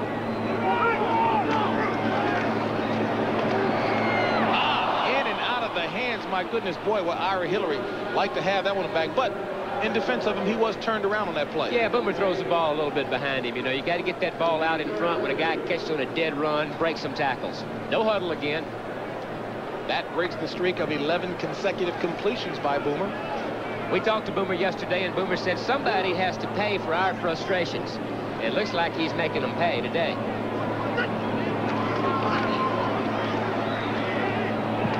Complete to the sidelines to Mike Martin. 10 seconds remaining, and the Bengals moving in field goal range. Don't forget, coming up in just a few seconds, the NFL Today halftime report. Brent Musburger and Irv Cross, they'll bring you up to date on everything taking place around the league. And of course, the big news that they talked about earlier, Dexter Manley banned for life. NFL 3rd consecutive violation of the NFL's substance abuse policy.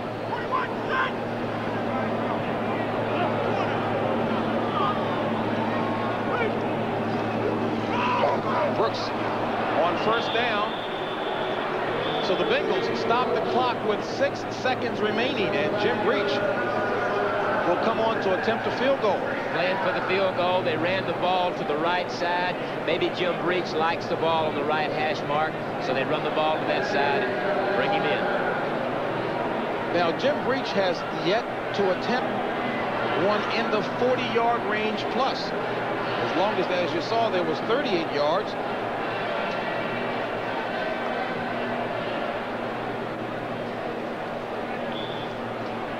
And this will be a good test of his strength and accuracy.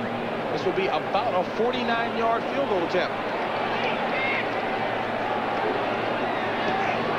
It's up. He's just going to be a little short. So his first attempt from that range is no good. And that's the end of the first half with the score. Cincinnati 28. Wayne Fonts Lions 7.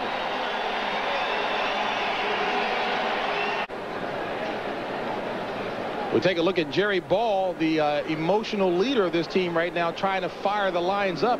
They've got a 21-point deficit to make up against the Cincinnati Bengals, and matters may have been dealt a blow as Rodney Peete suffered a slight knee injury toward the end of the first half here, dropping back in the pass play. Well, you see right in the middle of your screen, 69, Tim Crumry, working on Kevin Glover, the center for Detroit. He's falling. It's certainly nothing intentional. He dives at his legs and he gets his knee up under him, and hopefully he'll come out of that okay. Well, as you mentioned, Snake, Bob Galliano, who will be starting the second half, does have some familiarity with the run and shoot. He played in 3 games early in the season when Rodney was out with that knee injury. So fortunately for Detroit, there is some familiarity with the backup quarterback.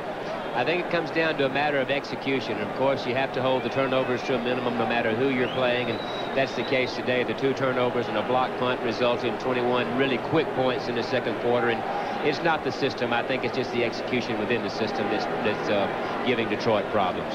And as you saw with the graphics that just went across the screen, just a disastrous second quarter for the Detroit Lions, and Bob Galliano, I guess adequate stats there. Second quarter numbers there, JB. In the second quarter, Detroit had 3 yards. I say 3 yards and no first downs in the second quarter. Cincinnati 168 yards in the second quarter. So hard to get things done like that. Well, Sam White really underscored with his team the importance that if they didn't show up to play a good brand of football today, that they would see today what Detroit would be like a year from now. Obviously, Sam got the message across, at least in that first half. Well, Detroit walked into a team that's got their back against the wall. They can't afford another loss. They've got to win all the way out to expect a shot. And as you say, Sam's got them understanding that. Not a good kickoff taken at the 20-yard line by Stanford Jennings, who takes it across the 35. And there is a flag on the play.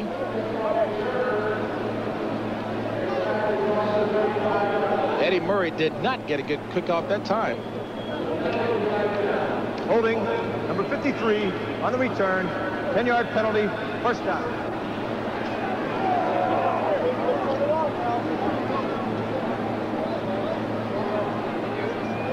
No more active a coach in community causes than Sam White, who has been extremely involved with the homeless activities here in the Cincinnati area. And he says he's trying to use his visibility, his status as a head coach, to bring more attention to the plight of the homeless.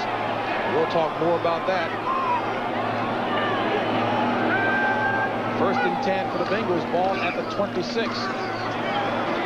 And it's 36. Stanford Jennings crawling his way up for about a 3 or 4 yard gain. And Snake, how many coaches would you know the day before a game, as Sam White did, get involved with an activity where people were actually passing blankets out to the homeless? As Boomer going up top for McGee, and he's got him inside the 20. Now there are 2 flags back here near the Bengals line of scrimmage. Well, that's that situation of no huddle, and they're trying to get their people on and off the field. They snap the ball, go for a big play. They hit the big play. If the fall is incomplete, then they get the penalty. On the field on the defense, the penalty is declined. First down. I think it's smart, innovative football. 56 yards worth of innovation. There you see in the middle of the screen, trying to get off the field. They've got too many players on the field. They snap the ball. They hit the big play. Even if the ball is intercepted, they still get the penalty. Get the big play out of it.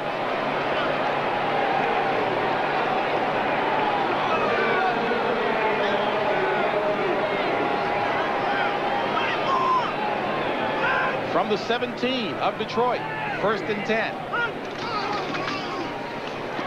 Brooks loses the ball, Detroit recovers. So the Lions get a major break as Jerry Ball, we said earlier, everywhere on the field, in the right place at the right time there.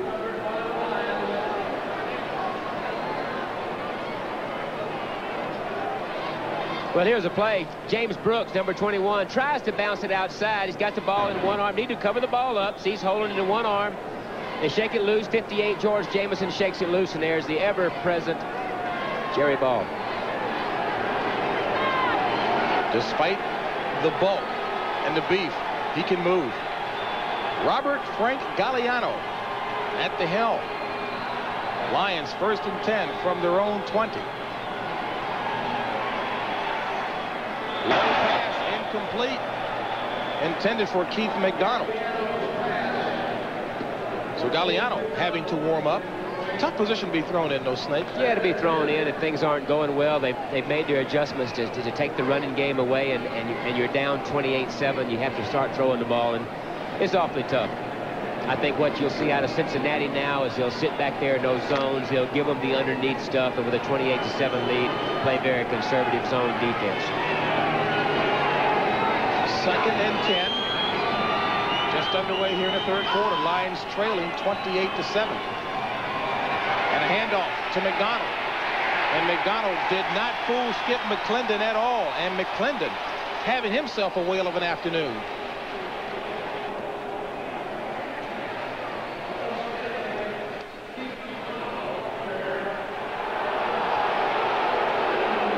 And there's a flag over on that side of the field where Skip McClendon made the tackle. While we have an opportunity, updated report on Rodney Peete, sprained left knee. Doubtful that he'll return. Face mask, 5 yards. Number 72 on the defense. 2nd down. Well, Skip McClendon had a clear target. I guess just got a little too carried away. Had to reverse red all the way, sitting out there waiting for Keith McDonald, and in the process of making the play, gets the face mask. He's really playing a good game, forcing turnovers. He reads that reverse in the inside game very well. Keith McDonald playing well.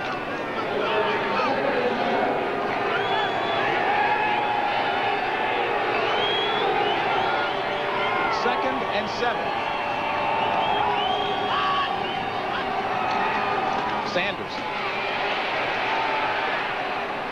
making something out of very little. 6-yard scamper will bring up a 3rd and 1. The thing they've been doing all day is just trying to get Barry Sanders off the corner. It's a straight-out handoff. It's a man-on-man type blocking, hoping that your offensive line can overpower what is a light defensive line with Cincinnati. You take Scow is out injured. Crumbride's light. Jason Buck, not a very heavy defensive lineman. 12 carries, 87 yards. 12 of his yards coming in the 1st quarter. 3rd and 1 for the Lions. Phillips in motion. Sanders, the ball carrier. I don't know, Snake. Well, it looks like a typical 3rd quarter for the Detroit Lions. They seem to have come out real flat. The other side of the ball, Cincinnati realizing that they've got to start that 6-game season right now, coming out fired up, turning the ball over for their offense. Good penetration by Buck. Crumbride's all over at 69 as he's been, and of course Fulcher's always going to be around the ball. Number 33. All of Cincinnati, everyone included, keying in on Sanders that time. Jim Arnold back in front. Mike Martin back to receive.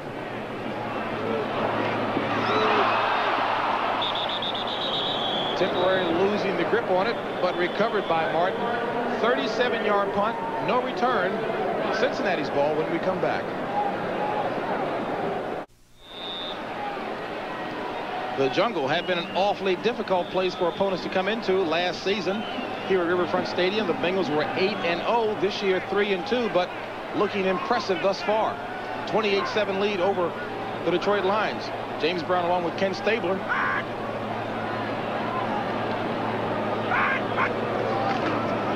Boomer hands off to Brooks, and Brooks with a major hold for the 1st down up to the 49-yard line.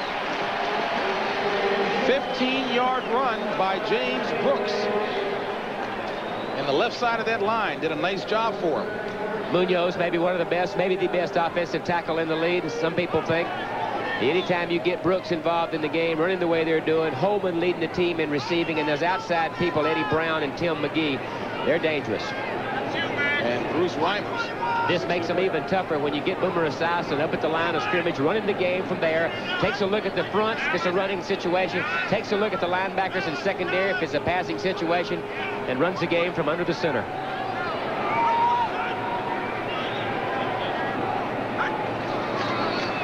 Brooks. A second consecutive first down. There's a flag thrown on a play, but James Brooks, one hard runner. Well, they're doing whatever they want to do. They're running the ball well, protecting their quarterback, and rolling up yards.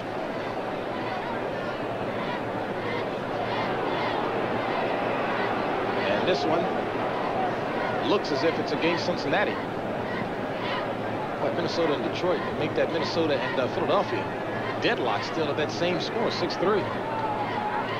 Meanwhile, Dalton Hilliard has helped to tie matters up in Atlanta, 10 apiece. Illegal use of the hands, blow to the face. Number 84, the offense, 10 yards. Repeat first down. Eric Caddis, I guess that'll do it. Blow to the face.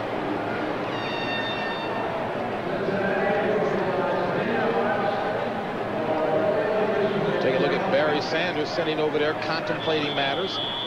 Boy, he'll be awfully pleased to get some wide receiver help next year, because this guy, as Wayne Font says, he can make a 3-yard run the most exciting play of the game.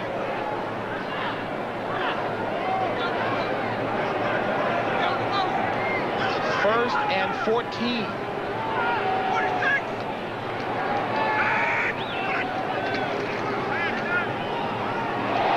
Complete to Holman. Holman with the first down near the 25. Big rivalry down south between New Orleans and Atlanta. Let's check in with Brent for an update.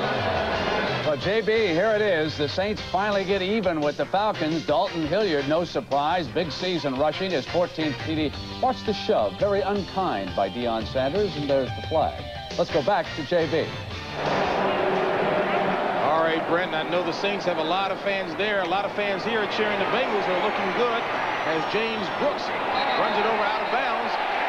And there's going to be a penalty called against Jerry Holmes, who got into a little extracurricular out of bounds with James Brooks. Now, we talked earlier that Holmes, despite that fragile frame, only 175 pounds on a 6'2 frame, they call him Killer. There's Killer right there, and he gets him out of bounds over there and put a little extracurricular on him. I guess when you're as light as Jerry Holmes, you have to do whatever's necessary to intimidate, get the job done. You know, I was teasing before about how in Detroit with the basketball team, Bill Laimbeer can afford to be that way because he had Rick Mahorn backing him up. Jerry Holmes here, clearly frustration there, but he's got Jerry Ball backing him up here. I don't think there's any doubt about it. It's frustration. The team has only won a couple of ball games. They're getting hammered here today, and the frustrations come out. At least he picked a small guy. I mean, that's thinking, yeah. That's an illegal crackback foul on the offense. Number 85 will be a 85 is Tim McGee. And personal foul, number 21 of the offense. Personal foul on the defense. All the penalties offset. Replays. Well, that house cleaning, that was Tim McGee and James Brooks of the Bengals. And, of course, Jerry Holmes of the Detroit Lions. And I'm sure James Brooks is asking, well, what did I do? Other than just carry the ball. Well, it was a play similar to this when Detroit played Tampa Bay earlier in the season that got them fired up. And Jerry Ball, who certainly throws an awful lot of weight around and emotionally charges up his teammates, got him fired up, and they went on to victory. First down, Cincinnati.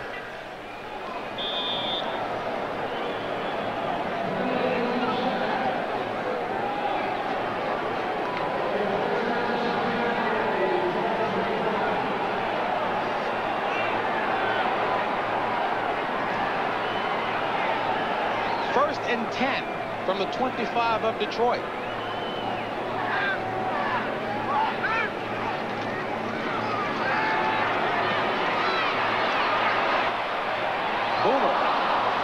to Mike Martin, incomplete. But the thing there, Snake, Boomer had all day long. That's exactly right. That's the first thing you notice out there is just Boomer has time to sit. And there's obvious. Obviously, he's getting great pass protection when you're 22 for 27 for 331, and we still got 10 minutes or so left in the third quarter. They're protecting him well. They've shaken Brooks loose on the inside and outside running game. They're throwing the ball underneath. They're doing whatever they want. And interestingly, Boomer says at this level of play, the difference is emotion. 2nd and 10. 10 minutes remaining in the third quarter. Bengals on top, 28-7. Complete to McGee inside the 15-yard line, and that's enough for the first down. Terry Taylor on the coverage. And they're really mixing things up. They get closer this time to Boomer Esiason, but he's calling a great game. This time it's only the 4 or 5 yard drop and the ball's gone. It's not that normally deep drop. So by the time they get there, Jerry Ball gets there, the ball is gone. Good play selection. Snake, Jerry Ball cleared out 3 Bengals rushing toward the ball. When he gets emotionally fired up, it's awfully hard to stop him. There you see tight end Rodney Holman. Been a big part of this offense, leading receiver on the Bengals team. Took a wicked hit in the first half, but he's rebounded, so to speak, and has been playing well.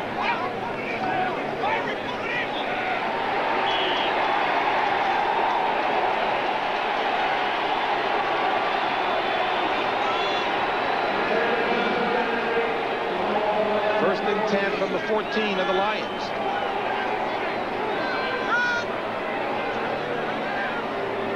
Riggs in motion. Brooks, the ball carrier. And Brooks' 2nd and 3rd effort, taking him an extra 3 yards. Well, the little man's got such determination and such leg drive to be so small. He really gets an awful lot of everything that he does. He'll go for the extra effort and get 2 or 3 yards when he probably should stop for no gain. A hard-earned 4 yards there will bring up a 2nd and 6. They use him very well in their passing game. Anything you want to do with that guy right there, he does it extremely well. Although only 28 total yards in a day, getting inside of the stats, those are hard-earned 28 yards. Tim McGee wide to the left. Eddie Brown to the near side.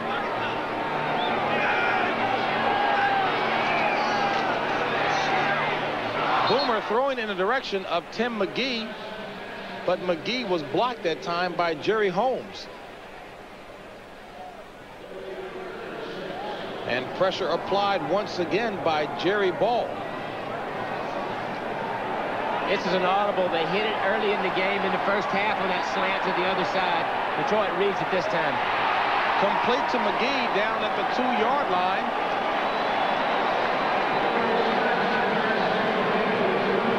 The Bengals with yet another first down, keeping the drive alive. So it'll be 1st and goal with the ball at the 2, and Boomer with the hurry-up offense again, and there is another flag. And Snake, Detroit really getting caught, and you can see the frustration on Wayne Fonts. Timeout, Detroit. Well, you see, like you said, the frustration on Wayne Fonts' part. But that's exactly what that huddle situation does. It causes lots of frustrations just when you're trying to get the right personnel in. Plan for you right here on CBS Sports. As we said, the inside track for a Cotton Bowl bid. Wayne Fonts showing his frustrations to Woody Woodenhofer. That's Woody Woodenhofer, the defensive coordinator, maybe saying, listen, let's just get 11 guys out there and let that same 11 guys stay out there no matter what. That's exactly what Fonts told us he was going to try to do.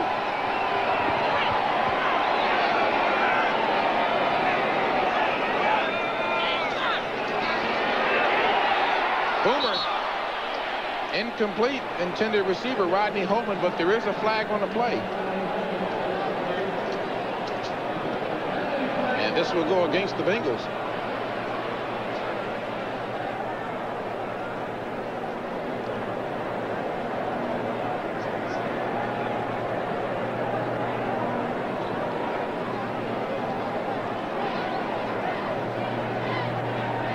Holding, number 73 of the offense. 10-yard penalty. Repeat first down.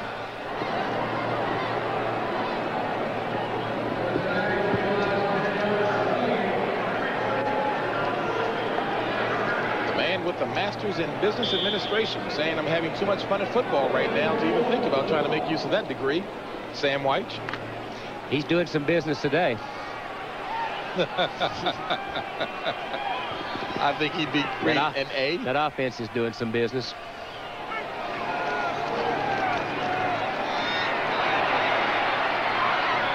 And Boomer Esiason trying to make up some of the 12 yards needed.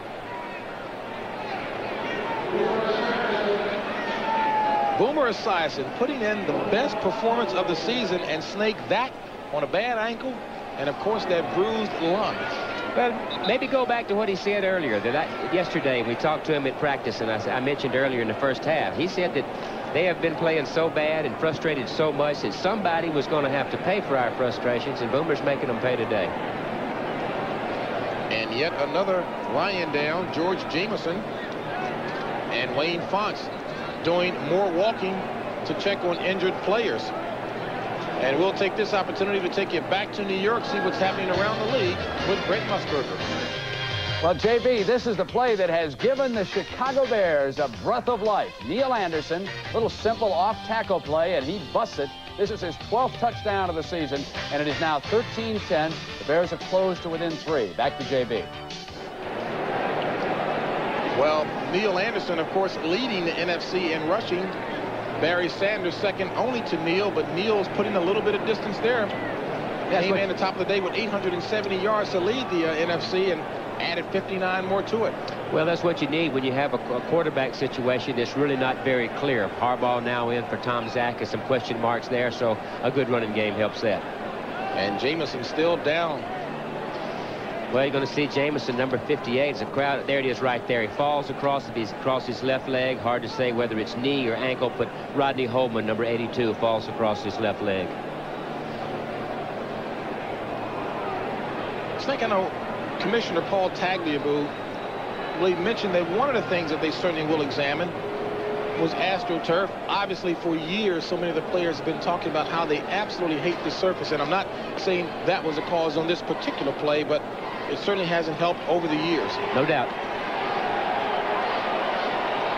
Let us remind you that coming up on Thanksgiving, another NFL battle, the Philadelphia Eagles and the Dallas Cowboys. Cowboys right now leading the Miami Dolphins. Troy Aikman back at the helm and playing well. He'll get a chance to match his arm along with Randall Cunningham. Of course, Brent Irv, Will.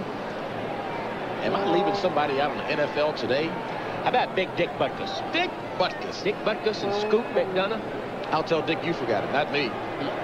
There's part of the jungle. There's part of the jungle. They're pretty pleased with the things going on in the jungle today. Yeah, they've been well fed right now, just sitting back and digesting things. Hard hatters. You know, we mentioned earlier how Sam White said that if he had an opportunity to get as many points on the board as possible, he would. Your thoughts? Mixed emotion. Of course, you don't want to embarrass the team if you have the opportunity to. You really don't want to do that, but you have to remember that when it comes down to a tie-breaking situation, of course, head-to-head competition and wins and losses within the division, within the conference, and it goes all the way down to points scored. So if you're thinking in those terms, then as many points as you can score, what's wrong with that? Sam White's really accessible to us all week. Just sat around and we had some good conversations about his personnel, about what he sees in the future for this team and his activities around Cincinnati, and it's been a pleasure working with those guys this week. Well, coattailing on that point about the additional points, Houston, Miami, and your old team, the Raiders, of course. Three teams that these Bengals are in a dogfight with for the wild card spot, but right now they're ahead of Cincinnati, so they've got to win all 6 games if possible. Riggs in motion. Boomer with time. No more. He's dropped. Chris Spielman and Eric Williams. And Spielman, a man who did not own a sport coat until Wayne Fonts changed the dress code this year, said, "I was born to play football."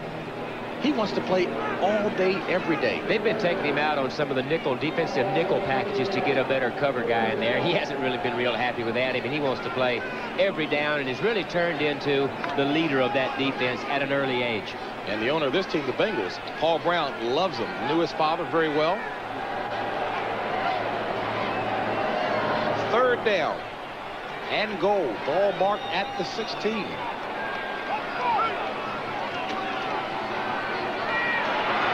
Boomer complete to Mike Martin for the touchdown. There is a flag at the 7-yard line. And boy, Mike Martin certainly hopes that he doesn't have his birthday present taken away from him.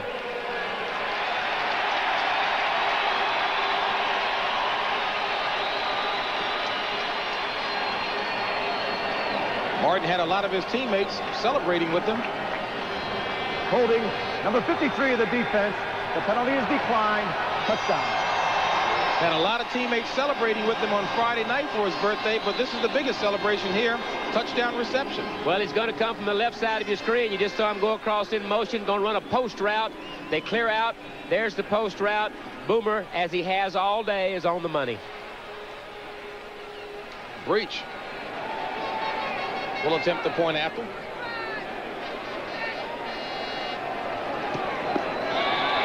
And Cincinnati ringing up the points on the scoreboard. Well ahead of Detroit. 35-7, and Wayne Fonts obviously doesn't like what he sees. Mike Martin, who certainly will have a second career after his playing days as a singer, has a new single due to be released in 3 weeks, but right now he's most ecstatic about the birthday catch for the touchdown that pushes the Bengals out in front 35-7.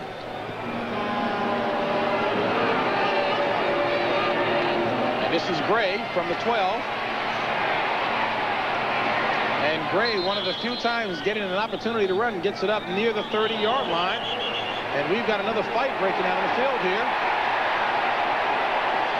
As Temperance Flair. Looks like Mark Brown getting involved there. And I guess you can only embarrass a team so far.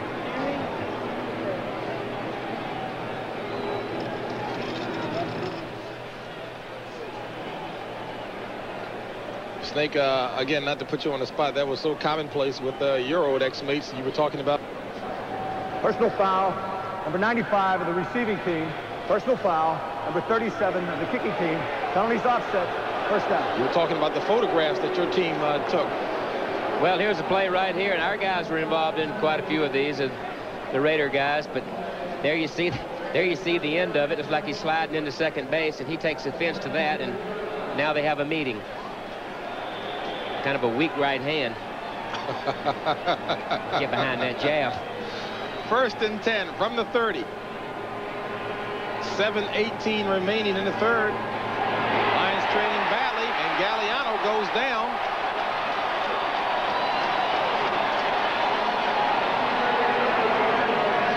Jason Buck, big defensive end, probably the best pass rusher of that group. They've had trouble getting to the passer all day, but of course you get into a situation where you're ahead 35-7. You know they've got to throw the football, so Jason Buck just lays his ears back, tees off, and takes it out on the quarterback. And Cincinnati continues to add to the woes of Detroit, who have not picked up a first down since the first quarter. Barry Sanders is 13 carries for 87 yards, and the rest of the running backs for the Detroit team are all minus yards. And what that says, because Barry Sanders had 81 of those yards in the first quarter, everyone has been keying in on Barry Sanders. Now, this play is being reviewed to see if, in fact, Galliano's arm motion was going forward. That's what do you think? Incomplete pass. Okay. Here it is again. Jason Buck. Watch his arm go forward after he hits him. See, he's hit him. There it goes forward after he's got him. Incomplete. We'll see what Jack Fett has to say up there in the replay booth.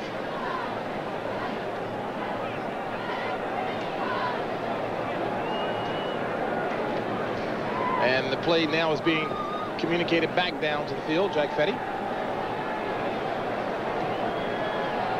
And of course, the man with the U, 103, is back. The umpire has the walkie-talkie, and he'll relay it to the lead referee, lead official.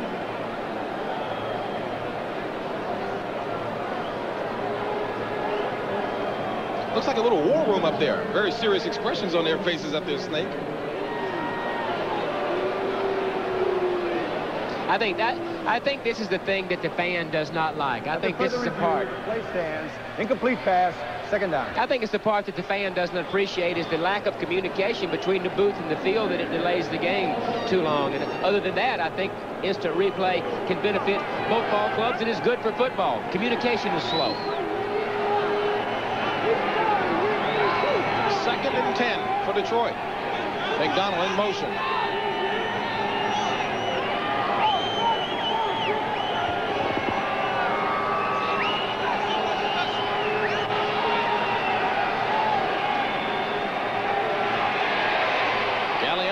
Flag on a play as Galliano runs for the first down and slides across the 45 to the 46, but there are 2 flags, and this will go against Detroit. So negate the run by Bob Galliano. Holding number 53 of the offense. 10-yard penalty. Repeat, second down. And that's Kevin Glover. Long day for Wayne Fonts. Started off impressively opening drive, but it's been downhill since.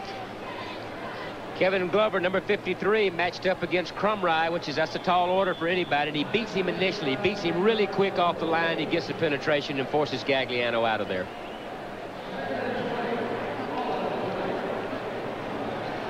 So the Lions push back. Will be 2nd and 20.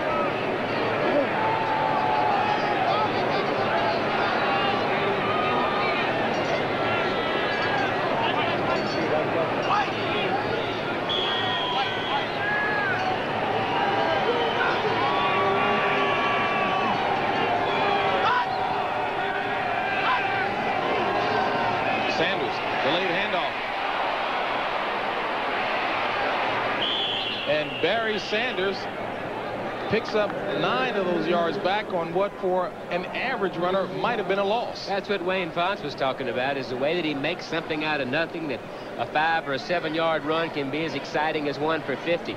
Watch these little wrinkles. Watch this little move right here, right there. Bounces it outside. Watch this one right here. Cuts it back inside to avoid 2 players. Good little running back right there. Boy, he embarrassed at least 3 or 4 players with those fake moves. Brings up a 3rd down and 10. Call it 11. Tony Page, the lone back.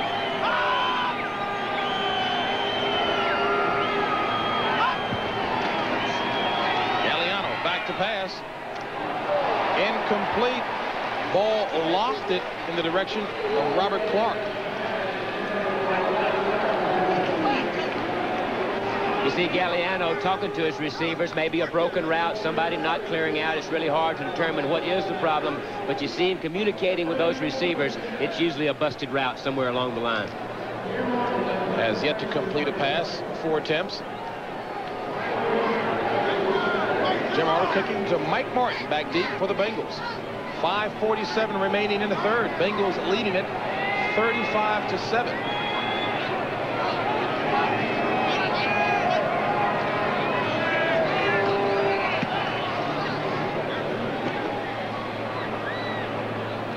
And Martin signals for the fair catch. 4-6 hang time. 46-yard punt, no return. Bengals will take over, looking mean when we come back. Sideline huddle for the Cincinnati Bengals, and the man conducting business in the middle, Boomer Esiason, 25 of 31 for 364 yards, and capitalizing on Boomer Esiason's popularity here. They've come out with something that's kind of interesting, Snake, a Boomer Bar. They came out with the Boomer Bar. Here's the Boomer Bar right here, and it's, like I said, called the Boomer Bar. There's a Bernie Bar also on sale in Cleveland, and proceeds go to underprivileged children, so won't encourage everybody to get that Boomer Bar. Bernie Kosar's bar sold 400,000, but his is out well before Boomer. In only a week, Boomer's racked up 50,000 in sales, and talk about racking up some yardage here. James Brooks racking up some serious numbers on that run, the handoff from Boomer. James Brooks, a 20-yard scamper. 1st and 10, ball at the 45. Again, the no-huddle offense.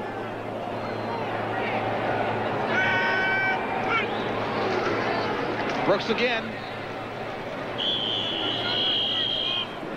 Across the 45 to about the 47. Call it a 3-yard run.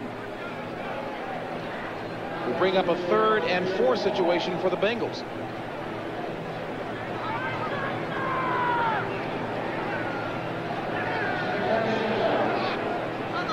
Ickey Woods. You see he's wearing a neck brace there. Was involved in a car accident on Thursday. Car accident on Thursday, wearing a neck brace, knee injury earlier in the season. Had the outstanding year that they went to the Super Bowl, and the important part of that backfield, that offense, when you combined Ickey Woods, powerful inside runner, and James Brooks, a good pass receiver, outside runner. A 2nd and 8.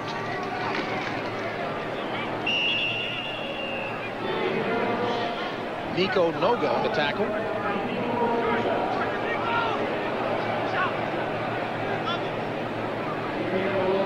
And Noga, of course, started in place of the injured Victor Jones, suffering from turf toe. Noga's got an interesting occupation. Yeah, if anybody that needs any underwater welding done, then Nico Noga is the guy to see. He's underwater welding. Fine with me. Underwater welding.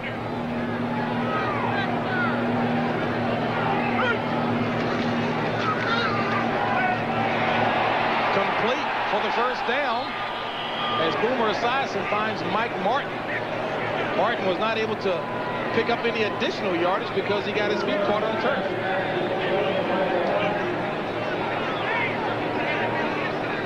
There you see the pen in the hands and the board of Dick LeBeau, defensive secondary coach, formerly of the Lions, great player in his day. 1st and 10 for Cincinnati. Ball at the 44. Lone back to Stanford Jennings. In motion, Jim Riggs. Jennings, the ball carrier. Drop. Strong play that time by Michael Kofer, 7th-year linebacker out of Tennessee. Well, they'd certainly like to see him get back into form. Got an arch problem that has really slowed him down. A Pro Bowl player last year, out of the mold of the Lawrence Taylors, the people that put the big pass rush on. Not at 100%. Kofer certainly the best built player on that team. Talk about ripped. He is really cut. He is an exciting player, but as we said, he's been slowed by injuries this year. Loss of 2 on the play.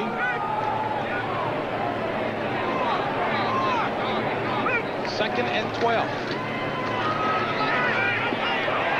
Boomer complete to the sidelines to Eddie Brown. Was he inbounds? They say he was. So Eddie Brown showing a little fancy footwork there. 9-yard pickup.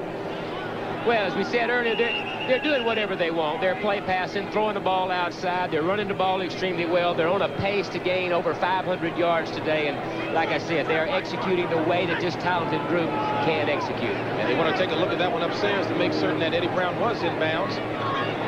And in fact, he was apparently.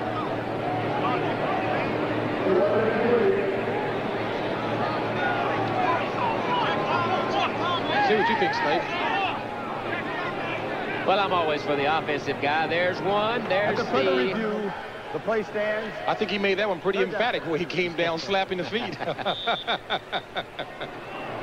Eddie Brown, 5th-year player out of Miami of Florida.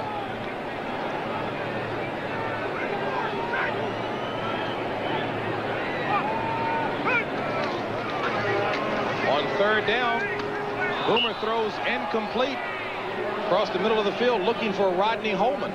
They bring Rodney Holman in motion. They use him a lot of different ways. They split him out, motion him back in, try to get him underneath against those zone coverages. And, of course, the fans want them to go for it on 4th down.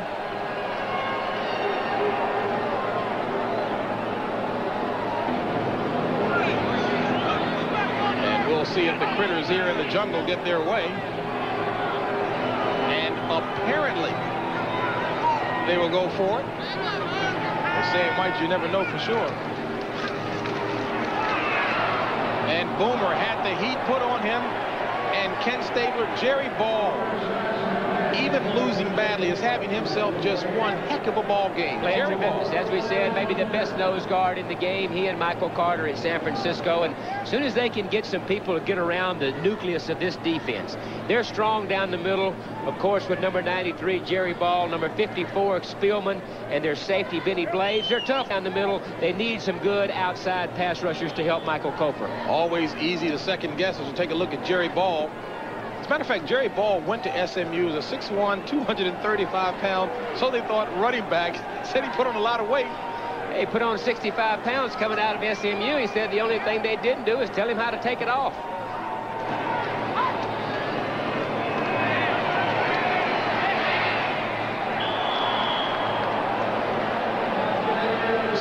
There's a flag on the play.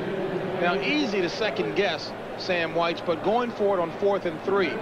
Big deal or not with a 35-7 lead? Oh, I don't know. 35-7. You know, if I were Wayne Fonts, I might be upset somewhat at that. But then you have to look at this man right here and see what he's dealing with. And if a thing comes down to tiebreakers, those points are going to become awfully important. Ineligible receiver downfield, number 70, 64. Correction, 64 of the offense. 10-yard penalty. Repeat first down. Eric Sanders. I'm sure he didn't want to have his number called out loud. When you get downfield like that, those guys try to sneak back so that the pitcher don't see them. And at 6'7", 286, you don't sneak anywhere, do you? 1st and 20.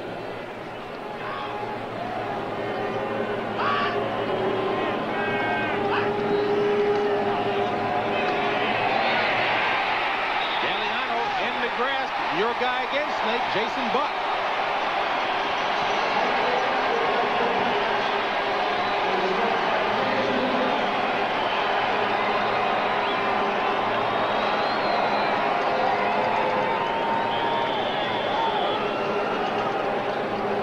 Well, Eric Sanders having a tough day, matched up against Arlomas Brown, matched up against Jason Buck. Takes a good inside rush. He's trying to get outside of it. Buck has been in the backfield all day. Crumry playing very well. This is probably the best game that down group has played, their defensive line. 2nd and 30. Galliano with his first completion of the afternoon. That to Jason Phillips. So Galliano goes 1 for 5 thus far. That one completed to the right sideline.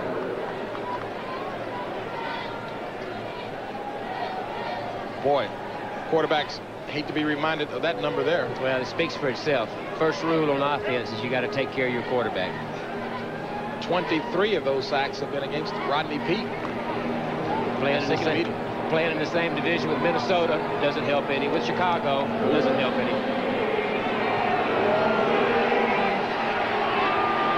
Tony Page alone back on 3rd and 17. Galliano decides to run it.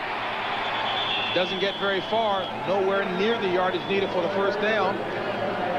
So that will bring up a punting situation.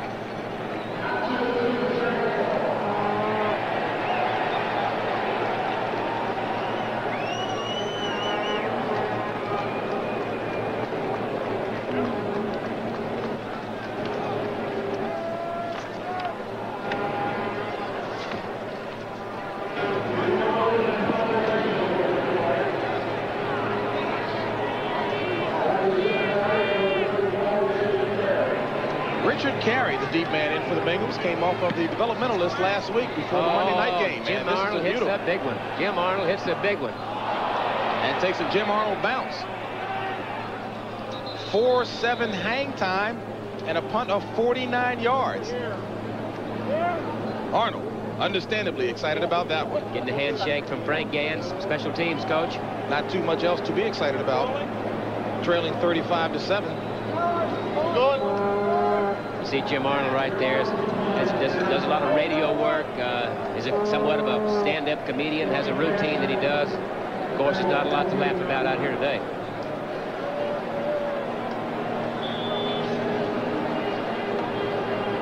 Boomer Esiason having one outstanding afternoon. You should take a look at the numbers. 382 yards, 3 touchdowns, only 1 interception.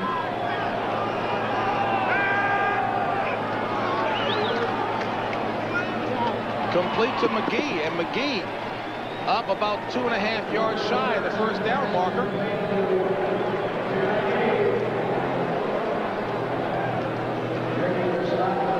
Tim McGee just tied a Cincinnati Bengal record for receptions in a game with 10. Several other players in that category. Booby Clark, remember Archie Griffin, and of course Chris Collinsworth had the great years here. He just tied that record with 10 receptions for 188 yards. Tim McGee. He'll be glad to hear that after the game.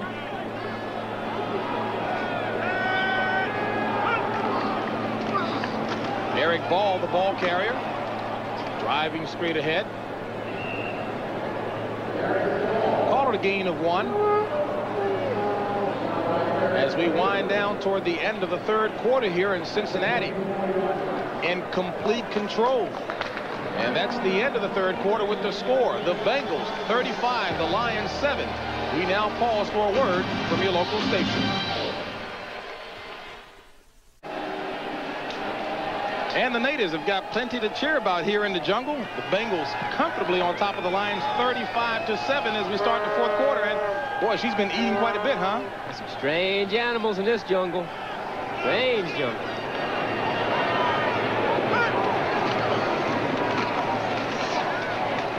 And on first down,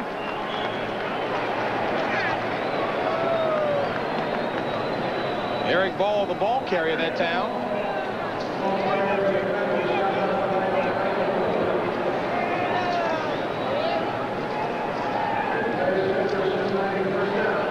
First and 10 for the Bengals. Ball at their own 29, just underway here in the fourth quarter.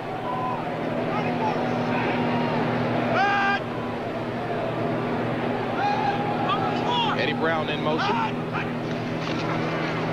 Play action. And Boomer throws it incomplete. Intended receiver was Tim McGee. And Boomer, who has had some shoulder problems, showed a little zip with that pass, although incomplete. Showed good zip on the ball that time. We talked to his receivers. We talked to Eddie Brown and Tim McGee yesterday, and they said he still has the same velocity, the same touch after the arm problems that he's had, and is really playing very well considering his lung injury, considering being hampered with an ankle injury, having a good year. And considering that he's wearing a Power Pack impact system, in essence, shoulder pads with extensions to cover the back like a flat jacket. Second and 10 for Boomer and the Bengals.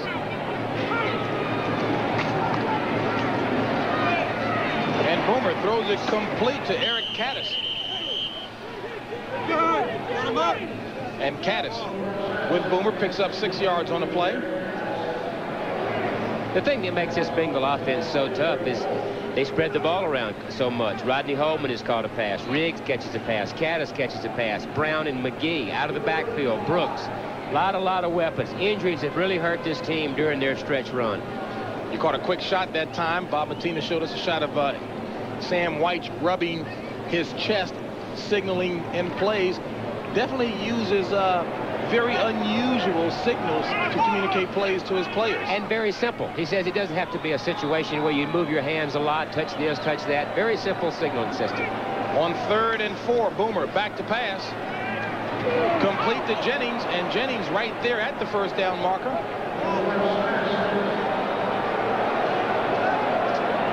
Tampa Bay, Chicago. Let's see what that war is developing like. Let's go back to Brett. Yeah, JB, and it's a shock. Watch now as Tampa Bay Buccaneers start to put it away. Here comes Tate on the toss from Testaverde into the end zone, and take a look at this score. The Buccaneers were a 10-point underdog. Back to JB. All right, Brent, I'm sure you, just as well as a number of people, you never know which Tampa Bay team is going to show up, but they play the Bears well. Started out extremely tough this year, won 2 or 3 in a row. Some late comebacks to win, and then they went into the slide, and now they're beating the Bears. Lee Johnson on the punt. This is Walter Stanley leading the NFC in punt returns, showing why as Stanley gets back up to the 45-yard line. So Walter Stanley showing his shifty moves. 39-yard punt, 20-yard return.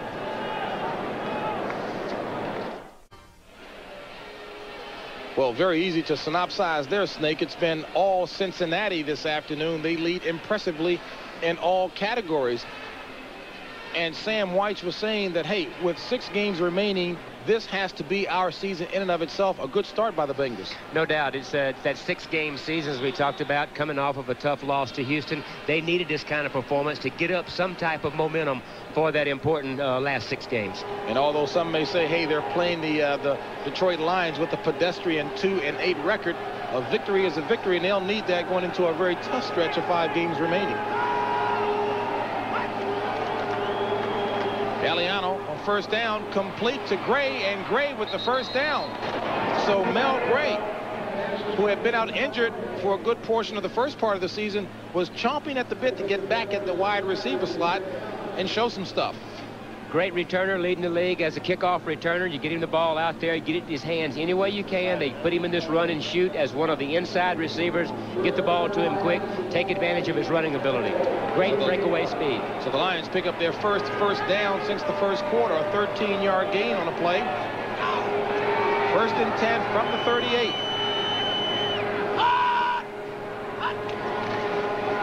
Galeano running the option, keeps it himself. I'm sure Wayne Fontes had his heart in his hand that time as Joe Kelly tackled him very hard. As you take a look now at Eric Mulham warming up for the Cincinnati Bengals, the rookie out of Oregon State. Well, I think it's the correct thing to do. That offense, well, with Boomer in control, has rolled up close to 500 yards today in 3.5 quarters. And take your quarterback out while he's still healthy. He's had some injury problems, and let's get our backup quarterback Wilhelm some experience. And another Bengals player down on the sideline there as he points to the hip area. And we won't attempt to guess as we can't see the number very clearly. And boy, injuries certainly have taken the toll today. Rodney Peete, Lomas Brown, George Jameson, James Griffin, all Detroit Lions players. And it looks like the player down for the Bengals is David Fulcher. And he's not an easy one to bring down.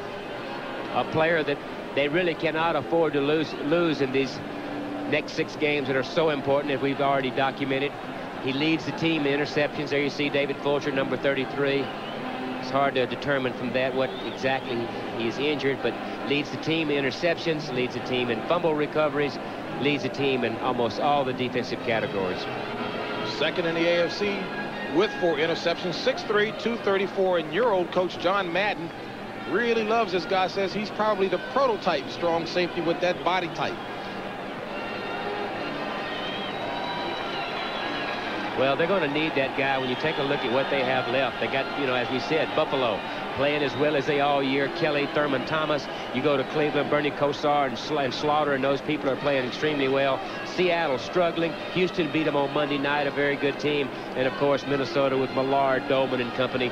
They put on a lot of pressure, so they've got their work cut out. Nice to know that the dog pound has become somewhat more tame there. We were reading early in the year that they were throwing batteries from the stands, and before we found out what type of batteries, we were thinking car batteries. It's tough in there. You got to get rabies shots before you go in there and play.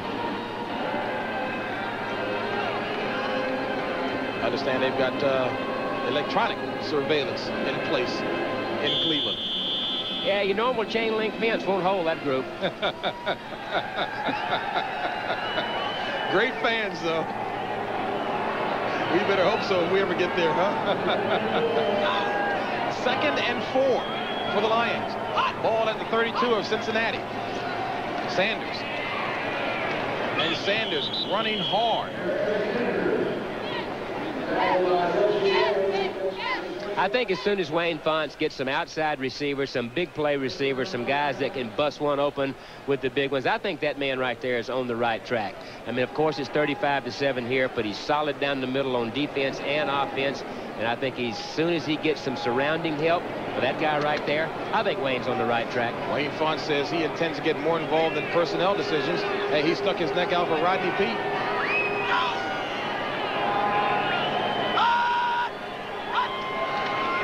On first down, Galliano pumping.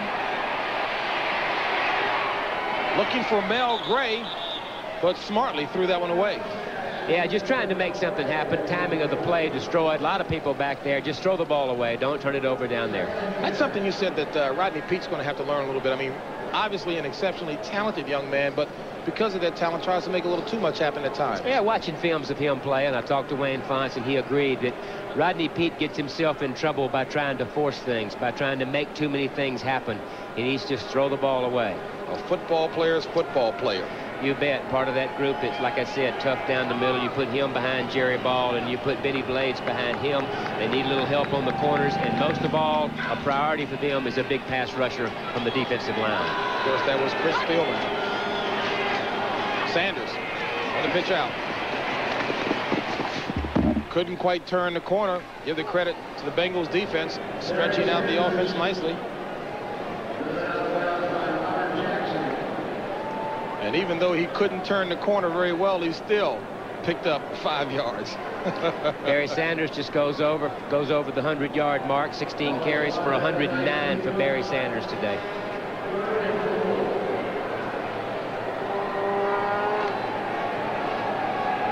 Boy, Detroit's going to love this guy, not just because of his play on the field, Barry Sanders, but because of the exceptional young man he is off the field. 3rd and call it 5. Sanders grabbed from behind that time. Let's get an update on that Minnesota-Philly game. Let's go back to New York and Brent. JB, I want to show you the catch of the day for the Philadelphia Eagles. Randall Cunningham. Watch Chris Carter. Wow. Set up on a fumble by Herschel Walker. Remember, the Vikes missed that extra point early in the game. 10-9 Eagles lead at the 2-minute warning. Back to JB. All right, Brent, low scoring but excited affair there.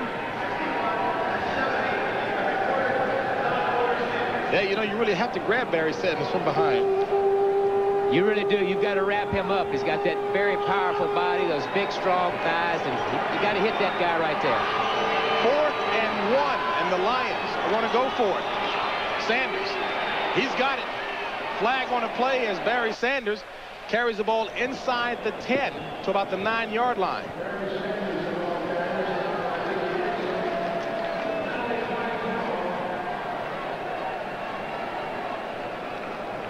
Holding, number 70 of the offense. Face mask, number 29 of the defense. The penalties, offset. Repeat 4th down. And the down will be repeated. I think you have to like the way Barry Sanders bounces this out. This is designed to go off tackle guard area. Watch this. Nothing there. Stacked up. Bounces it outside. Avoids Bussey, number 27, with a nice move. And then that strength. And, of course, there's the face mask penalty right there.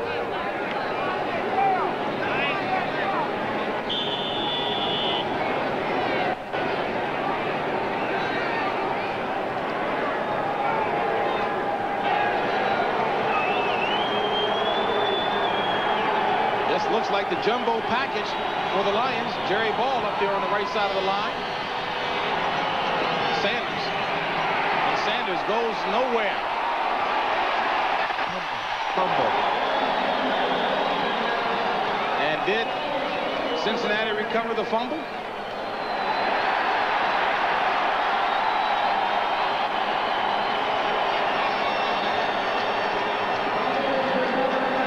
Cincinnati's ball.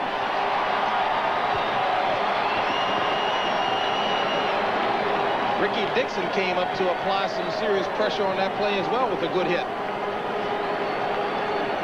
Same play they ran before when they had the offsetting penalties, just the other side. They put it to the left side. They play it much better. They play it much better. Number 29 is up there to make the play. Shakes the ball loose. There's the turnover. And Ricky Dixon was the man who actually provided the hit. Young man out of Oklahoma. Jerry Ball now playing on offense, nose tackle. Here's the reason why. Look at that strength. Look at that streak.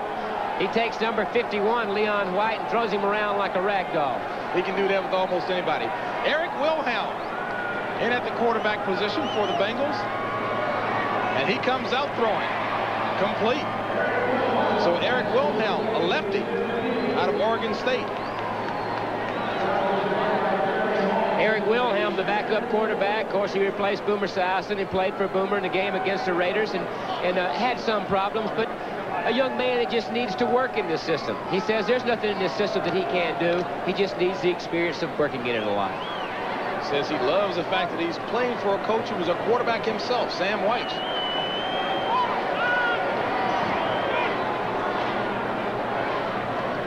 And the handoff as Wilhelm decides to keep the ball on the ground to Craig Taylor.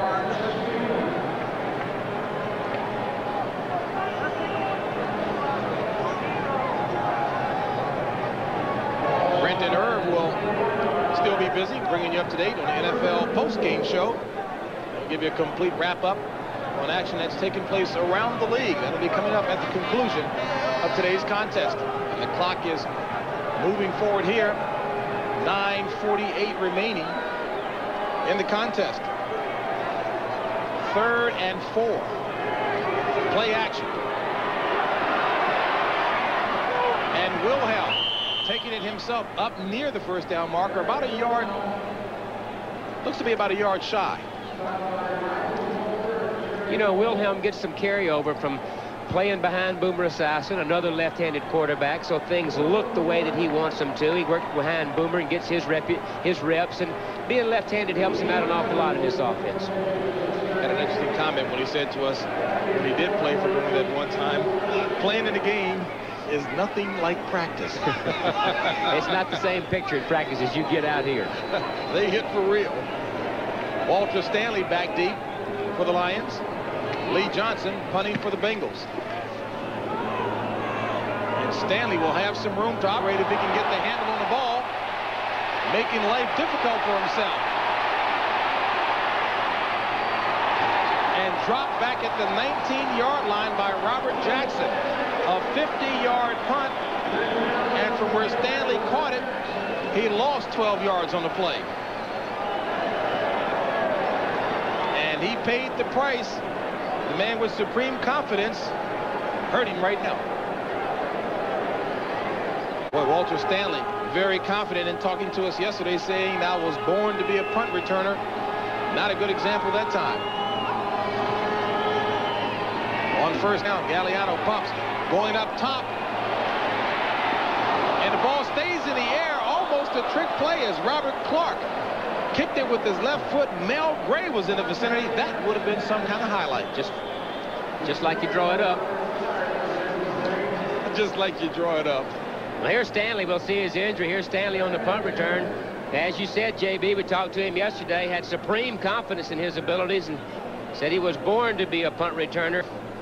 Maybe a little reincarnation, he'd think now. There he is trying to get to the outside. We'll see if we can determine the injury. Banged down extremely hard. Looks like his shoulder, elbow. Robert Jackson slammed him hard, and now Ken Dallafor down for the Lions as they begin to check him. And boy, the Lions are falling left and right. One very costly game thus far for the Detroit Lions.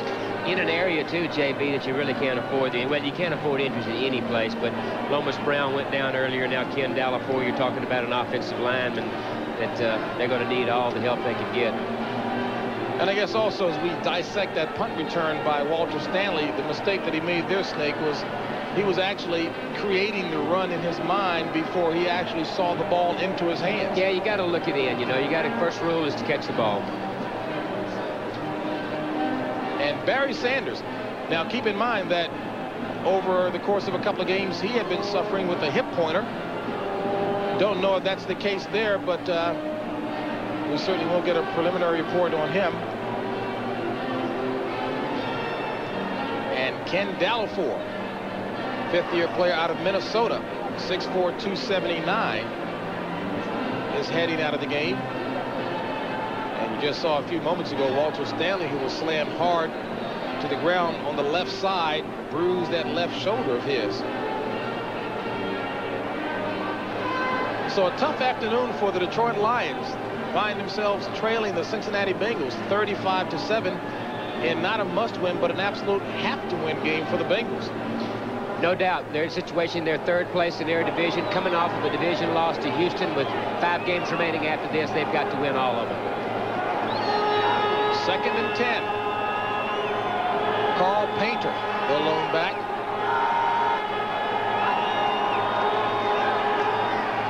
Galliano throws to Painter. And Painter takes it across the 25 to the 26. 6-yard pickup. We'll make it 3rd and 4. Boy, this looks like a mash unit, Snake. Well, Rodney Peete, of course, the quarterback, and then you look down there, you see some offensive linemen, you know, and that's what they need to help this young quarterback, is to keep that offensive line intact. And, of course, your punt returner, Barry Sanders, your leading rusher, they're really getting nicked today. And Wayne Fonts, who had been pleased with the progress of his team the last 2 games, certainly will have to cope with a major headache with those injuries. 3rd and 4. Galliano nearly picked off that time by Eric Thomas. So Galliano needs to count himself fortunate. And in a real battle down in the South between the Saints and the Falcons, New Orleans traveled to Atlanta to play. Had to come from behind to win this one 26-17. So in the NFC West Division, San Francisco, playing impressive football. Atlanta drops to 3-8. New Orleans 6-5. And New Orleans, of course, staying right in the hunt. Jim Arnold getting this one away to Richard Carey, who signals for the fair catch.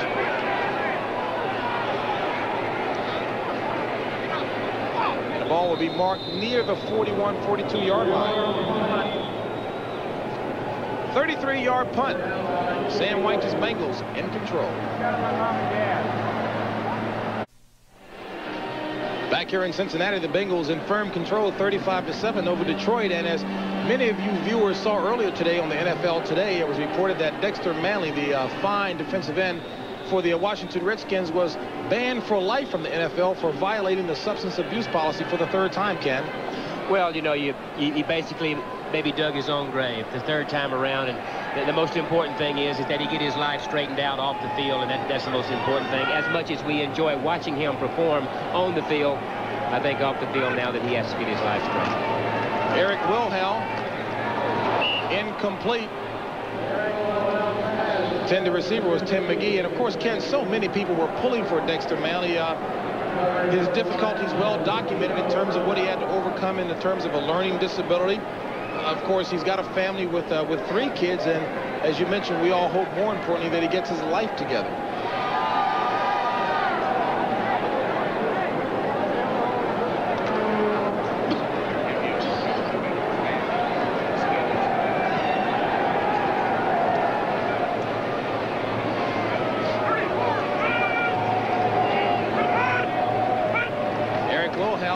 Second down, and just got rid of it to keep from being sacked. The man applying the pressure on him was Jimmy Williams, and Jimmy Williams continuing to lead by example as we take a look at another final from around the NFL. Pittsburgh Steelers stay in the hunt. They knock off San Diego 20-17. As you take a look at the updated standings there as it relates to Pittsburgh, 5-6. Houston playing a late game today against the Raiders.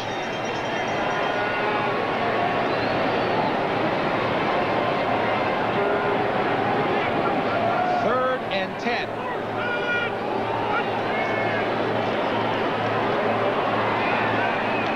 Complete to Ball. Driven out of bounds by Terry Taylor.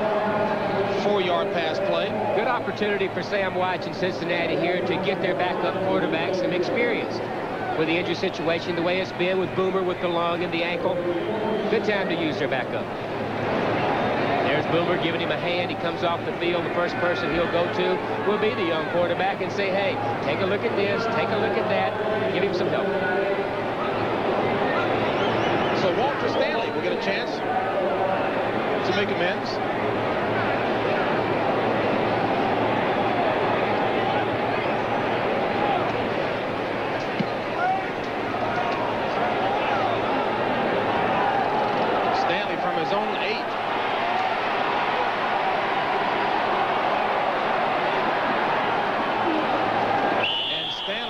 to find a corner to turn, but Barney Bussey stood him up.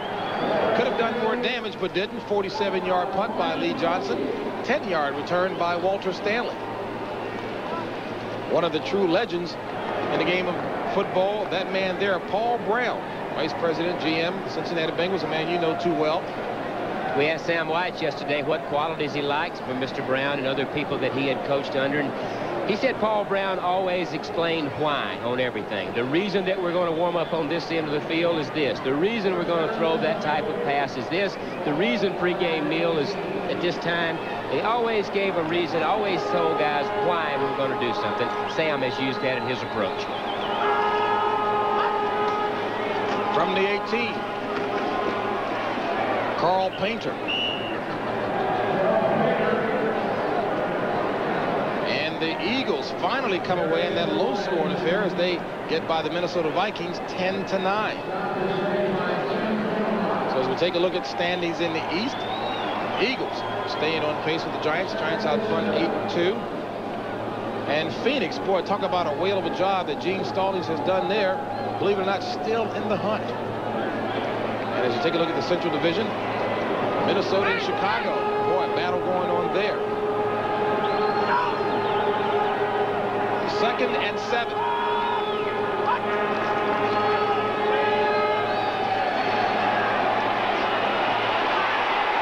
Had just a little too much time. And we talked a little bit about Gene Stallings, as I mentioned it, doing a great job in Phoenix. Believe it or not, he's one of the coaches that's being discussed as someone under fire. Raymond Berry, Marion Campbell, Chuck Knox, Ron Meyer, Joe Walton. What do you think about that? I think we take Gene Stallings' name off that list. If you go down and you talk about the people that he's lost his quarterback, Hogaboom, for a period of time. Stump Mitchell, he's lost him. He lost J.T. Thomas. He lost a handful of defensive players, and yet he's still 5-5 going into today's action. So let's take Gene Stallings off of that. Galliano gets it away quickly that time to John Ford near the first down marker.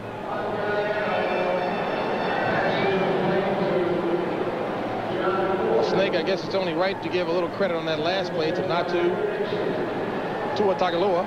I'm certainly glad that you grabbed that one, but I was just about to say it. It was right on the tip of my tongue, but you took it away from me, so you can have it. What was it again? Well, the players simply call him Nat, and that's what I'm going to do as well. We're going to call him Nat. Fine with me. The rookie out of California, number 96. And I'm sure the Cincinnati fans have been sitting back waiting a couple of times saying, wait a minute, when are they going to call his name?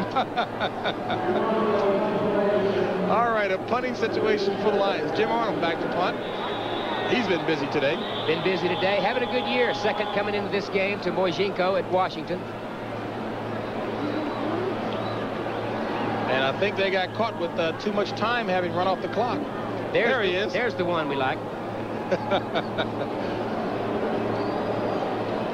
Tua Tagovailoa. Number 6 of the offense. 5-yard penalty. 4th down. I like Nat. Nat works. And that's the Americanized version of that pronunciation anyway.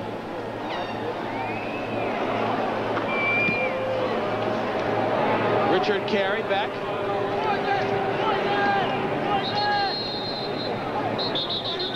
So Carl Painter downs the ball.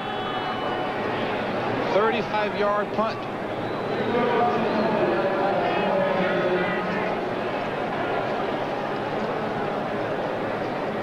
So the Miami Dolphins come back to beat the Dallas Cowboys in that contest. Don Shula really doing a whale of a coaching job there. As you take a look at the AFC East, and Miami really has turned things around nice, and they stay right on the heels of the Buffalo Bills. And so as you take a look at the big picture, the wild card picture, that hurts the Cincinnati Bengals, and that's why we've been saying all game long these 6 remaining games are have-to wins for the Bengals. Very nice coaching job this year, in my opinion, by Don Shula. No doubt about it. As Craig Taylor keeps it on the ground for the Bengals. 6:09 remaining in the contest. Bengals on top, 35-7. James Brown along with Ken Stabler. And it was a game that Detroit looked as if they were going to cause all kinds of problems for Cincinnati, scoring on the opening drive. But from that point forward, and even with an 41-yard first quarter, rushing-wise by Barry Sanders. Boomer Esiason took over and has directed the troops nicely. Well, the second quarter was a problem. You know, they turned the ball over in their own territory twice. Results in touchdowns. The third series in the second quarter, they get the punt block for another touchdown. On second down, Taylor. And Taylor getting some good work as he moves up about a yard shy of the first down marker. The coordinating producer of the NFL on CBS is Charles H. Milton III. Today's game was produced by none other than Mother Hen George Veras and directed by Bob Matina. The executive producer of CBS Sports is Ted Shaker. And for those of you Michigan fans, we've got an all-star from the state of Michigan, our broadcast associate, Larry Lancaster from Ypsilanti. Affectionately known as the Gator. We couldn't do it up here without our crack statistician, Steve Kleinfeld, and of course, Eyes Gary Lynn, our spotter.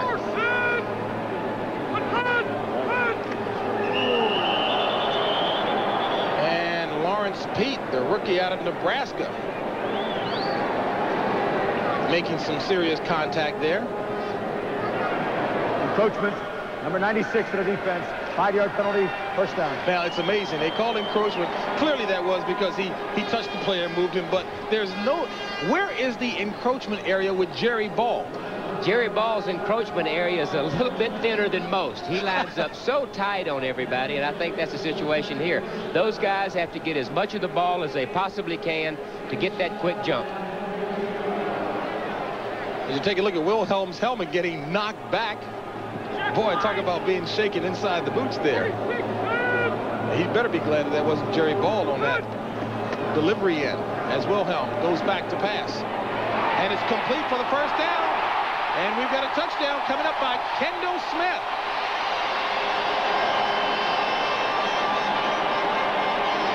So Eric Wilhelm gets a little bit to cheer about.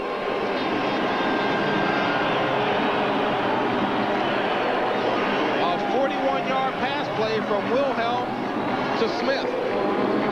Well, that's what a young quarterback needs to build his confidence, is to throw a strike that results in a touchdown. And, of course, all starts pass protection. He got the good pass protection. Terry Taylor, number 21, gambles, tries to tackle him high. Of course, he misses the tackle, and there's the results. Touchdown. 540 total yards of offense by the Cincinnati Bengals, racking up the numbers as well as the score.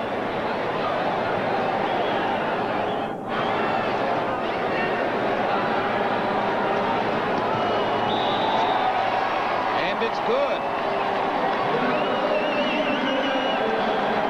And the Bengals spanking the Lions 42-7. Kendall Smith out of Utah State.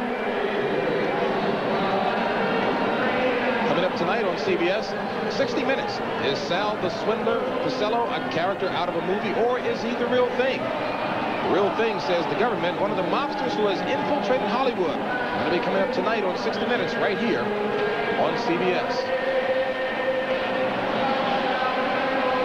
Well, Snake, we talked, and I asked you earlier if you thought White's attempt to add plenty of points on the scoreboard would be mistaken.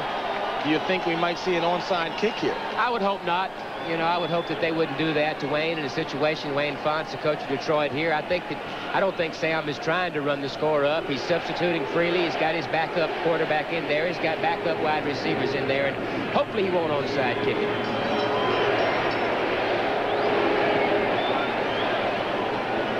Well, not an impressive showing this afternoon by Fonts' Lions, but the team has made progress. No matter the poor numbers today, his team has gained over 1,000 yards more this year than last year with the run and shoot. And he says, hey, I'm committed to it. Just give me some time. Let me get some players in, and we'll make some noise here. They've thrown the ball for more yards. They've run the ball for more yards, and they are just playing better football than the previous regime had this team playing. So I'm for Wayne Fonts, and I think he'll get them there. Oh, no question about it. Big booster. And Mel Gray, for about the fourth time this afternoon, having to down it in the end zone. And the Lions will have to take it from their own 20. Philadelphia came away, low-scoring game against the Vikings, but that keeps them in the hunt in the East. Neil Anderson gets it done for Tampa Bay. Yeah, Chicago bouncing back, but Tampa Bay giving them a real battle. Sorry. New England on top of Buffalo, that one in the fourth quarter. Miami had to come from behind in order to beat the Dallas Cowboys. Another franchise that's got some good young players. All knotted up. Kansas City and Cleveland. And Pittsburgh stays in the hunt with that victory over the San Diego Chargers. Jim McMahon and company. Galliano here finding Robert Clark. And Robert Clark is slammed by Richard Carey. And boy, he hurts. And I guess another problem of having such small receivers. Robert Clark, 5'11", 173. And the New Orleans Saints come back to win in Atlanta. New England knocks off Buffalo. Boy, what a victory there. In Green Bay, Don Majkowski was cleared to play in that contest, playing against San Francisco. And the Rams leading Phoenix. Early action between the Giants and the Seahawks. Equally so with the Raiders and Houston. And of course, coming up at the conclusion of today's contest, Brenton Irv will have all of the highlights and scores and any other late-breaking stories from around the league in the NFL Today post-game show. Well, we take a look at the entry right here. Number 24, I think, Lewis Phillips, right there coming into your picture. 34, sorry, Gary. I'm not so sure that that's necessary right there. When you're ahead 42-7, the play is almost out of bounds. I'm not so sure that that's necessary. I agree. Yes, Richard Carey, number 34 for Cincinnati. That's pushing enthusiasm to the limit. Yeah, the rookie out of Idaho trying to make a bit of a statement, but not at the right time. He was signed as a free agent prior to training camp. Richard Carey, that is. And it's good to see Clark get up and run away under his own power. Carey actually led the nation in punt returns in this college division rank at Idaho.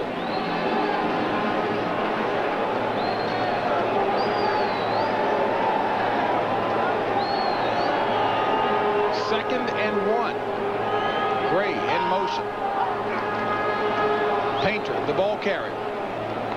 And Painter picks up the first down with about 3 yards to spare up near the 34-yard line. And Ken, I was talking about that upset there, New England over Buffalo. So now Miami is looking even better in a first-place tie. Very good coaching job by Don Shuley, starting to get his running game going. His defense leading the league in sacks right now. Cross on that defensive line playing very well. 3:48 remaining in the contest. Galliano complete to Jason Phillips.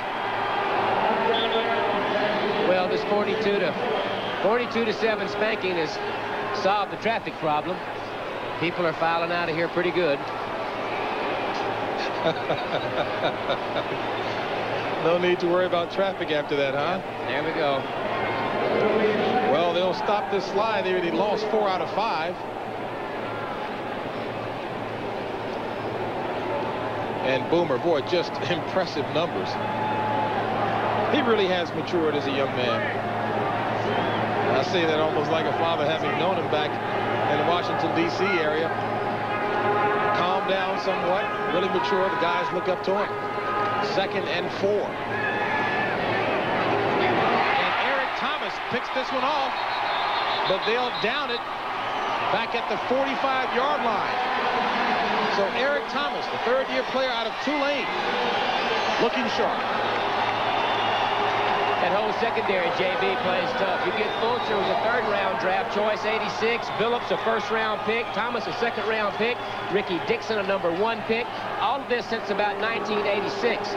So I think this secondary is here to stay. What Cincinnati needs is a little bit more strength in their linebacking core, I think, and a big pass rusher on the defensive line, and I think they would be sound. Secondary's in good shape. Secondary's been doing a job this year, coming into today's game 9th against the pass in the league. Craig Taylor, Eric Ball, the backs. This is Taylor. And as you see the clock ticking away, 2-yard pickup that time.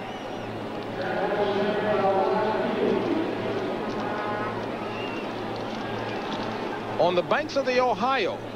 We're situated here at the Riverfront Stadium here in Cincinnati, Ohio. One of the longer games this season, without a doubt. James Brown along with Ken Stabler. And after the opening drive of the Lions, from which they scored, it has been all Cincinnati. All Cincinnati, long scoring drive with a long pass to Clark from Rodney Peete. They got on the board first, and then 2 turnovers, block punt, and then Boomer Esiason took over. Taylor.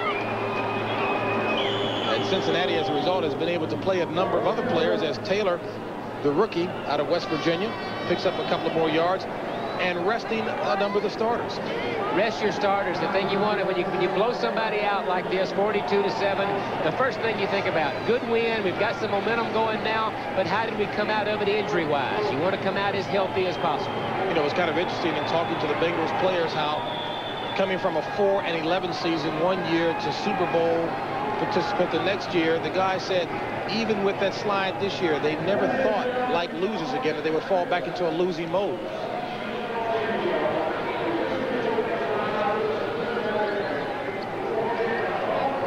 Two-minute warning.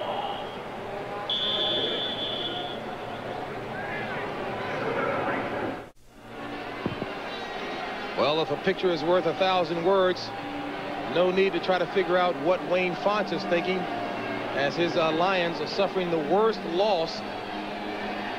My gosh, take a look. Since 1941. Boy. And Snake, today's poor performance coming off of last week's victory over Green Bay was just compounded today with injuries. Compounded by injuries, coming off of a big win. They see a light at the end of the tunnel, and then they stumble like this. It's a major setback, and I think Wayne Fontes has to go back to the drawing board and get his team fired up and try to salvage whatever he can out of the season. On 3rd and 6, this one is intercepted. Nico Noga.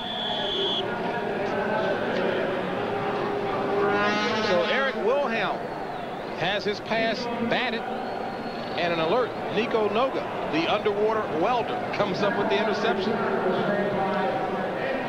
Batted pass. Michael Kofer gets the penetration, gets a hand up.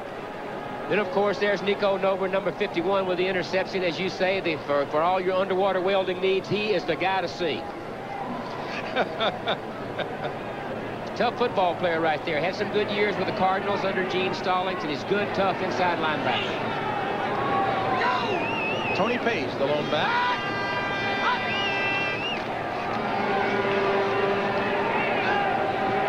Galliano complete to Ford.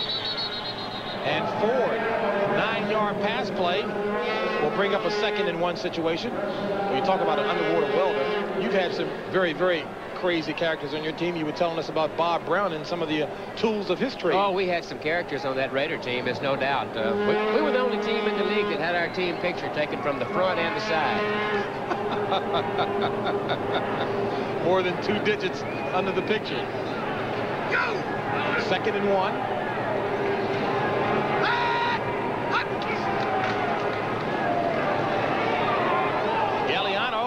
Complete to Jason Phillips for yet another first down. And don't forget, at the conclusion of this contest, the NFL postgame show with Brent and Irv from New York. They'll give you the complete wrap-up, bring you up to date on the division standings, let you know where your team stands in the hunt for playoffs, wild card berths, you name it.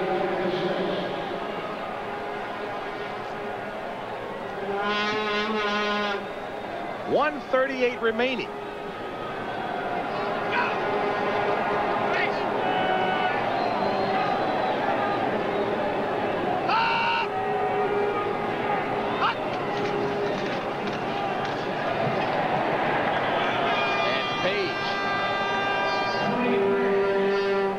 Maybe a few inches.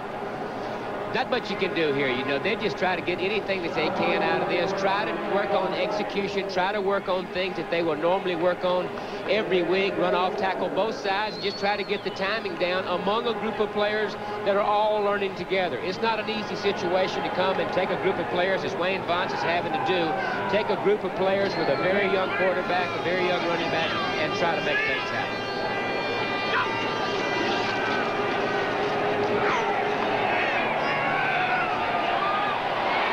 Complete as Galliano was going for Gray. And take a look at this. Tampa Bay, for the second time this season, has knocked off Chicago, this time in Chicago. And guess who did it? Donald Igwe-Buike, one of the most accurate field goal kickers around. A 28-yard field goal as time ran out. So look at the revised Central Division standings. Chicago falls a game behind the Minnesota Vikings. And Green Bay still in the hunt as they're out playing San Francisco. And wouldn't you know it, with 54 seconds left, yet another Lion. This one, Tony Page. And boy, it's been a real tough past week and a half for Tony Page, who lost his father, God rest his soul, who had undergone surgery back in the Washington, D.C. area. What appeared to be just routine surgery, but a blood clot developed. And I knew the Page family very well, and his father certainly was quite proud of that young man there.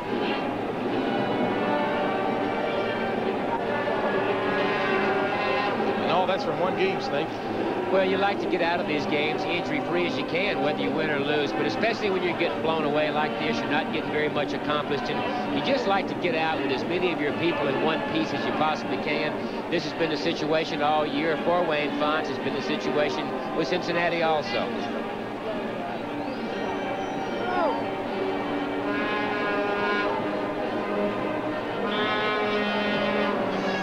Well, Ken, in no way trying to play the part of shill. I firmly believe this. The Lions, given the acquisition of a couple of key players, as you said, at the wide receiver and on the defensive line, particularly pass rushers, they're going to be heard from next year. Sam White said as much himself before the game. 3rd and 11.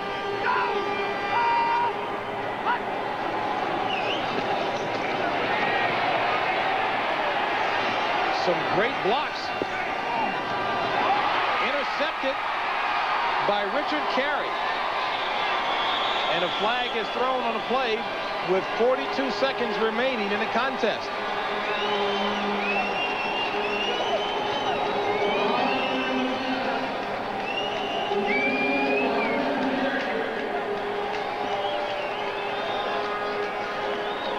So Bob Galliano, who was trying desperately to find the end zone, throws one away. And that pass defense of Cincinnati still stands. Personal foul, number 87 on the return, 15 yards, first down. It's Walter Stanley or Jim Riggs?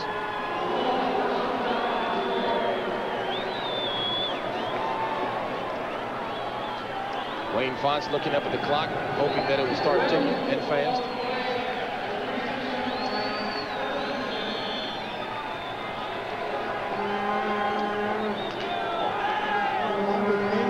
One more play should do it. One more running play, get the clock spinning, and get out of here. That's the thing that they should do right here. And your favorite formation?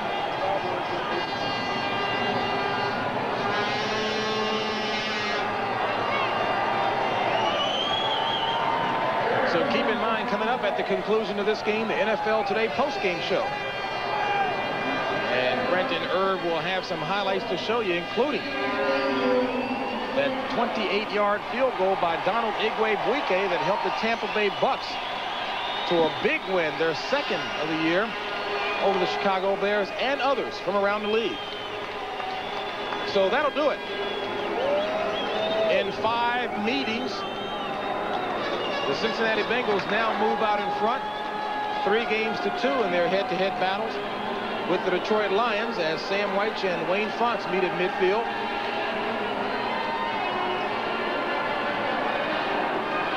And Wayne Fontes hoping that he doesn't have many very serious injuries to contend with, as he just saw lion after lion drop here in the jungle. I think that Cincinnati is certainly still in the hunt by any means. If they play the way that they've played today, they'll be good.